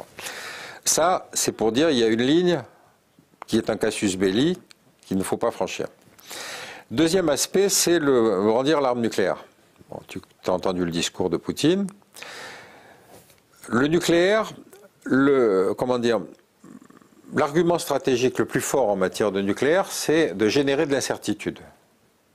C'est-à-dire, l'autre te menace d'une arme nucléaire, si tu lui dis moi aussi je vais faire ci, je vais faire ça, tu vois, tu as une espèce de montée en puissance. Moi je pense qu'on sait gesticuler en matière de nucléaire pour que l'autre comprenne qu'on a bien compris son message, mais qu'on est prêt à riposter. Si tu fais sortir un SNLE de la rade de Brest, à l'époque où passe un satellite russe, bon, et si les Américains font pareil, etc., tu montres que ta posture nucléaire, elle est prête. Et en France, c'est un système d'alerte permanente. Alors, je te coupe. Ouais. Le coup du satellite russe qui est au-dessus de Brest, avec un sous-marin qui sort propre, les Russes, ça fait des années qu'ils le font. Non. Si, ça fait des années qu'ils nous montrent qu'ils sont rééquipés, qui passent, juste à côté de Brest. Ça fait des années. Bon, passons. Oui, oui, bien sûr. Et alors, quand le sous-marin sort, il est accompagné par une frégate. Que si tu veux, on sait qu'il y a des avions qui vont passer, donc on attend que l'avion soit passé pour le faire plonger. On n'est pas con, on est comme les autres. Donc si tu veux, tout ça, c'est de la gesticulation. Et donc on est capable de faire la même gesticulation pour dire aux Russes qu'il faut faire attention. Mais pardon, il y a un pan qu'il faut absolument y ajouter. C'est justement de lancer une grande initiative diplomatique pour dire qu'il faut construire une architecture de sécurité en Europe qui prenne en compte toutes les variables. Tu vas avoir évidemment à discuter du statut de l'Ukraine, tu vas avoir à discuter des régions sécessionnistes russes, c'est-à-dire comment ces gens peuvent vivre chez eux sans être obligés de... Pardon ? Des régions sécessionnistes ukrainiennes. Non, pas seulement ukrainienne, tu as aussi la Moldavie, enfin la Transnistrie, etc. etc. Tu as la statue de Kaliningrad, qui est quand même en plein milieu de l'Europe, avec des missiles nucléaires. Donc tu vois, tu as des tas de sujets qui donnent le sentiment qu'on veut construire une véritable architecture de sécurité et tenir compte de ce que les Russes pensent. Bon. Rappelle-toi quand même que la Finlande était considérée comme un État neutre à l'époque de l'Est-Ouest. On se moquait d'eux, on parlait de la finlandisation pour dire comme si les Finlandais étaient tous soumis à l'Union soviétique. Ils avaient filé une raclée aux Russes avant-guerre. Ils sont toujours considérés comme finlandais et indépendants. Bon. L'Autriche, 1955, on négocie le statut de neutralité de l'Autriche. Bon. Donc il y a des moyens de négocier avec l'autre partie un statut de l'Ukraine qui serait un statut avec garantie de sécurité, garantie des frontières, tout ce que tu veux. Mais je veux dire, si tu ne prends pas cette initiative de lancer la volonté de parler de tous les sujets, effectivement, ta posture militaire n'a pas d'issue. Faut faire marcher les deux en même temps. Et faire marcher les deux en même temps, la question c'est à quel moment Poutine considérera que l'opération militaire n'est pas le succès qu'il aurait souhaité. Ça va durer ou ça va pas durer? Bah oui, ça va durer, bien sûr. Ouais. Sûr? Oui, ça va durer. Ça va durer parce que tu lances une armée à la conquête d'un pays, si ça ne marche pas, les militaires ne sont pas contents. Tu sais, c'est le mécanisme classique, c'est ce qu'on appelle le surge en Irak. Si ça ne marche pas, c'est parce qu'on n'a pas assez d'hommes. Tout bien, c'était le... Bon. Donc toutes les armées réagissent de la même manière. Quand on leur donne une mission mais qu'elles n'arrivent pas à la remplir, elles t'expliquent que c'est parce qu'elles n'ont pas les armements, qu'elles n'ont pas les effectifs, qu'elles n'ont pas la logistique, etc. Donc il y a une espèce de dynamique militaire qui fonctionne dans toutes les crises et qui a des chances de fonctionner aussi sur la Russie. Maintenant, est-ce que Poutine sera en mesure considérera qu'il vaut mieux rajouter des forces, c'est-à-dire aggraver la crise en Ukraine, ou au contraire profiter d'une opportunité qui serait donnée par des propositions diplomatiques? Je te signale que les talibans ont proposé aux Ukrainiens et aux Russes de discuter la paix. Ils ont de l'expérience, ces gens-là. Pardon? Ils ont de l'expérience. Ah oui, oui, absolument. Est-ce qu'on n'est pas en train d'extrémiser tout le monde? Oui, c'est vrai, c'est vrai. C'est vrai. C'est vrai, mais c'est pour ça que je dis qu'il ne faut pas répliquer au discours de l'angoisse que tient, de la pression, tu vois, de la menace que tient Poutine, par un discours de la menace. Mais c'est là que joue, si tu veux, le complexe militaro-intellectuel, où tu n'accèdes à un plateau télé que si tu as des choses à expliquer, à faire valoir, disant que tu connais bien Poutine depuis l'âge de 4 ans, que tu sais que c'est un homme qui est devenu fou. Enfin, tu vas avoir ce genre d'argumentaire qui correspondent à l'hystérisation du... On a un commentaire sur notre chat qui est relativement intéressant. Je le lis, de Marc de Luxembourg. Toute la famille de ma femme est russe. Les premiers jours de la guerre, c'était « Oh non, on ne veut pas la guerre !» Maintenant, c'est « Ok, tout le monde est contre nous, on va se défendre et vous allez le regretter. » Résultat, on ne fait qu'extrémiser tout le monde. Écoute, ce matin, j'ai reçu 2 jeunes stagiaires, enfin 2 jeunes chercheurs de l'Institut des hautes études de sécurité intérieure, qui doivent faire des rapports sur les risques que représente la situation actuelle pour le ministre de l'Intérieur. Et moi, je leur dis... conseiller au ministre de recevoir des représentants de la communauté russe et de la communauté ukrainienne de France en leur disant « Je vous considère comme des citoyens français, vous avez droit à la sécurité, je vous demande de ne pas vous coltiner les uns contre les autres, je protégerai vos lieux symboliques, je protégerai l'église, la basilique de Pont d'Alma, parce que j'estime que ce conflit, nous ne sommes pas en conflit avec la Russie, nous sommes en conflit avec Poutine. » Ce geste-là serait symboliquement très fort. Parce qu'évidemment, tu vas dire, cette guerre ne nous concerne pas directement, et en même temps, les gens qui vivent sur le territoire français ont droit à la sécurité de leurs biens et de leurs lieux symboliques. Donc c'est voilà, il faut des idées comme ça, quoi. Pour décrisper justement et pour sortir de cette espèce d'hystérie. Moi, j'ai des amis russes qui ont été menacés. Il y a des restaurants qui s'appellent la Poutine, qui se sont fait menacer aussi. Et c'est pas de la cuisine russe. J'ai pas vu. Ah oui, je savais pas ça. Ah non, mais les starbés sont très très fréquents à la surface de la planète. Hein, les types qui sont capables de croire qu'ils sont à eux seuls susceptibles de changer une... Est-ce que tu as un autre sujet que tu veux aborder avec nous? Écoute, non, je crois qu'on a fait un tour d'horizon assez large, si tu veux, mais le point sur lequel je voudrais que mes Nord amis... Stream, attends, un petit... Pardon Vas-y. Nord Stream, intéressant, pas intéressant, le fait qu'on leur coupe le gaz? Bah, c'est surtout eux qui nous coupent le gaz, je te signale, hein, c'est pas nous. Hein. Alors, question, concrètement, comment fait-on pour sortir de tout cela, selon toi? On convainc Zelensky de donner à Poutine ce qu'il veut, Crimée, Donbass, et on en reste là. On convainc Zelensky de ne pas adhérer à l'OTAN, de ne pas adhérer à l'Union européenne. Ben écoute, c'est ça l'enjeu de cette grande négociation, parce que tu traites dessus... On passe un contrat pour Poutine. Pardon ? On passe un contrat pour supprimer Poutine. Non, mais ça, le contrat, tu vas avoir plein de mecs qui vont te le proposer, ils arrivent à le faire, ça c'est autre chose. Mais la liste que tu viens de faire est extrêmement... Les intellectuels médiatiques qui sont en train de parler de ça, non ? Ah, je savais pas. Peut-être. Mais BHL, c'est pas proposé. Donc, regarde la liste que te donne la personne qui pose la question. Mais la Crimée, la question des régions sécessionnistes, etc.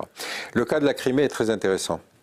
Pourquoi ? Parce que bon, les frontières de l'Ukraine telles qu'elles existent aujourd'hui, grosso modo, c'est celles qu'a dessinées Staline, si tu veux, après la Seconde Guerre mondiale. Bon. L'Ukraine a fourni 2 dirigeants, Khrouchtchev et Brejnev, pas l'oublier quand même. Donc, le système politique, le système communiste, si tu veux, gommait les identités nationales. Bref, c'est Khrouchtchev qui, en 1954, donne la Crimée à l'Ukraine, région russe. Il n'y avait pas de doute. Hein. Et donc Poutine, si tu veux, fait ce coup de dire bon, ben, puisque c'est comme ça, la Crimée, on la reprend. Ça veut dire que la Crimée est restée donc ukrainienne pendant, je sais pas, 50 ans. Il fait le coup du référendum. Regardez, ces gens-là, ils demandent à être russes. Le coup que nous avons fait, nous, avec Mayotte, quand on a fait les référendums aux Comores. Les Comoriens, ils ont voté pour l'indépendance, sauf Mayotte. Et on a dit, ah ben dans ce cas-là, Mayotte reste française. Résultat du match, la plus grosse maternité de France. Parce que les Comoriens viennent tous accoucher à Mayotte de façon que leurs enfants puissent demander la nationalité française après. Donc tu vois comment, même sur une question de chiure de mouche comme Mayotte... Non, Mayotte c'est une île magnifique. Mais certainement. Mais si tu veux prendre le risque de dire... Pardon ? Les Mahorais sont absolument adorables. Certainement. Mais si tu veux avoir pensé à cette époque-là que dans un archipel une île vote pour rester français, on va faire la sécession, organiser la sécession de cette île par rapport à l'archipel. Mais je veux dire ça s'appelle les régions sécessionnistes. Donc, il nous fait le coup à propos de la Crimée, et il est sûr de le gagner, parce qu'il y a 90% de Russes en Crimée. Donc, dans le débat sur la Crimée, il est bien évident qu'il faudra à un certain moment reconnaître la légitimité de la revendication russe sur la Crimée. Tu vois ce que je veux dire? De la même façon qu'il faudra à un certain moment reconnaître l'idée que l'Ukraine est compétente sur son territoire. Et donc que les régions sécessionnistes ne peuvent pas continuer à être sécessionnistes. Mais tout ça, ça fait partie d'un panier, si tu veux, de négociations pour lequel il faut une grande conférence internationale. Là, ils sont à Versailles d'ailleurs à discuter sur des postures communes. Mais j'espère qu'il va en sortir une grande initiative diplomatique. Bon, on fera revenir un géopolitologue ou un historien pour parler de la Chine, Taïwan plus tard. Est-ce que tu as 3 bouquins à nous conseiller? Tu parles des bouquins en général? Ouais. Il y a un bouquin que j'ai commencé à lire de Canto Sperber qui s'appelle... j'ai pas l'intitulé en tête, mais en gros, c'est dit à l'aube des guerres justes. Tu vois ce que ça veut dire? Ça veut dire toute cette dérive dont j'ai essayé de te décrire les grandes caractéristiques qui font qu'aujourd'hui, tu as plein de gens qui te proposent de faire la guerre parce que la guerre qu'ils te proposent est juste. Il y a 3 bouquins. Bon, moi, je conseillerais toujours de lire La fabrication de l'ennemi, le mien de bouquin, parce que celui-là était une réflexion sur comment on fabrique la guerre. Et il faut que je cherche un 3e bouquin. Alors, pendant que tu cherches un 3e bouquin, ton nouveau bouquin, il sort quand? Il sort au début du mois de mai, ça s'appellera Vendre la guerre, le complexe militaro-industriel sur des plateaux télé. Militaro-intellectuel, pardon. Les militaro-intellectuels, les bellicistes sur plateau télé. Et donc le 3e bouquin? Le 3e bouquin, et là tu me poses une colle, tu aurais dû me dire ça un peu avant, parce qu'il y en a plein, si tu veux, qui sont extrêmement importants. C'est pas obligatoirement lié à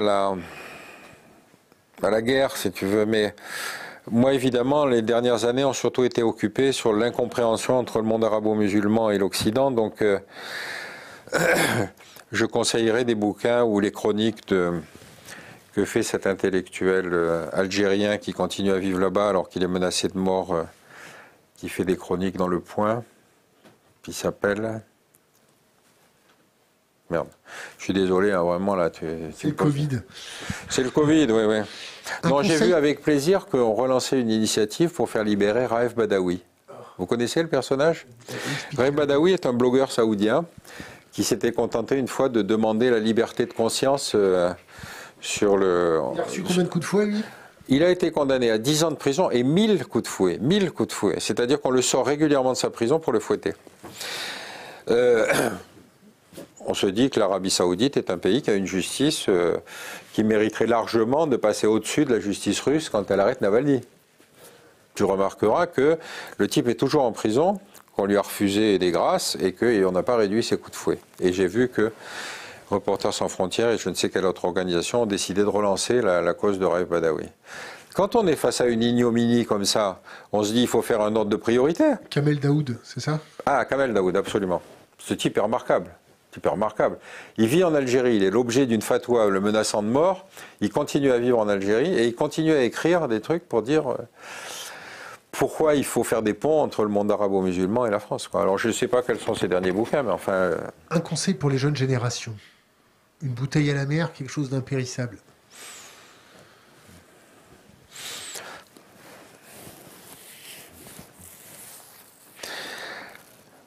Je m'aurais bien faire de la politique, mais le problème, c'est que tu vois bien que tous les tuyauteries est bouché, quoi. Faites de la politique au sens où, effectivement, il y a suffisamment de problèmes qui... J'ai été récemment à une conférence de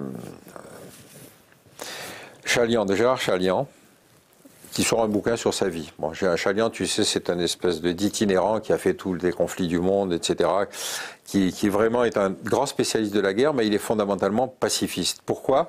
Parce qu'il va chez l'autre, essayer de comprendre comment il raisonne. Bon. Et je me suis dit, bon, bah, effectivement, il faut lire des bouquins de Chaliand, mais il en a écrit tellement que tu te dis... Et alors, je lui disais un truc que je trouvais très drôle, c'est que je lui disais... Si on te demandait à toi de partir sur un lieu de conflit avant, t'expliquerais comment éviter la guerre. Je dis, mais enfin, tu vas créer du chômage au Pentagone et au ministère de la Défense, donc quand même, fais gaffe, quoi. Voilà. Pierre Conessa, merci. Merci à vous.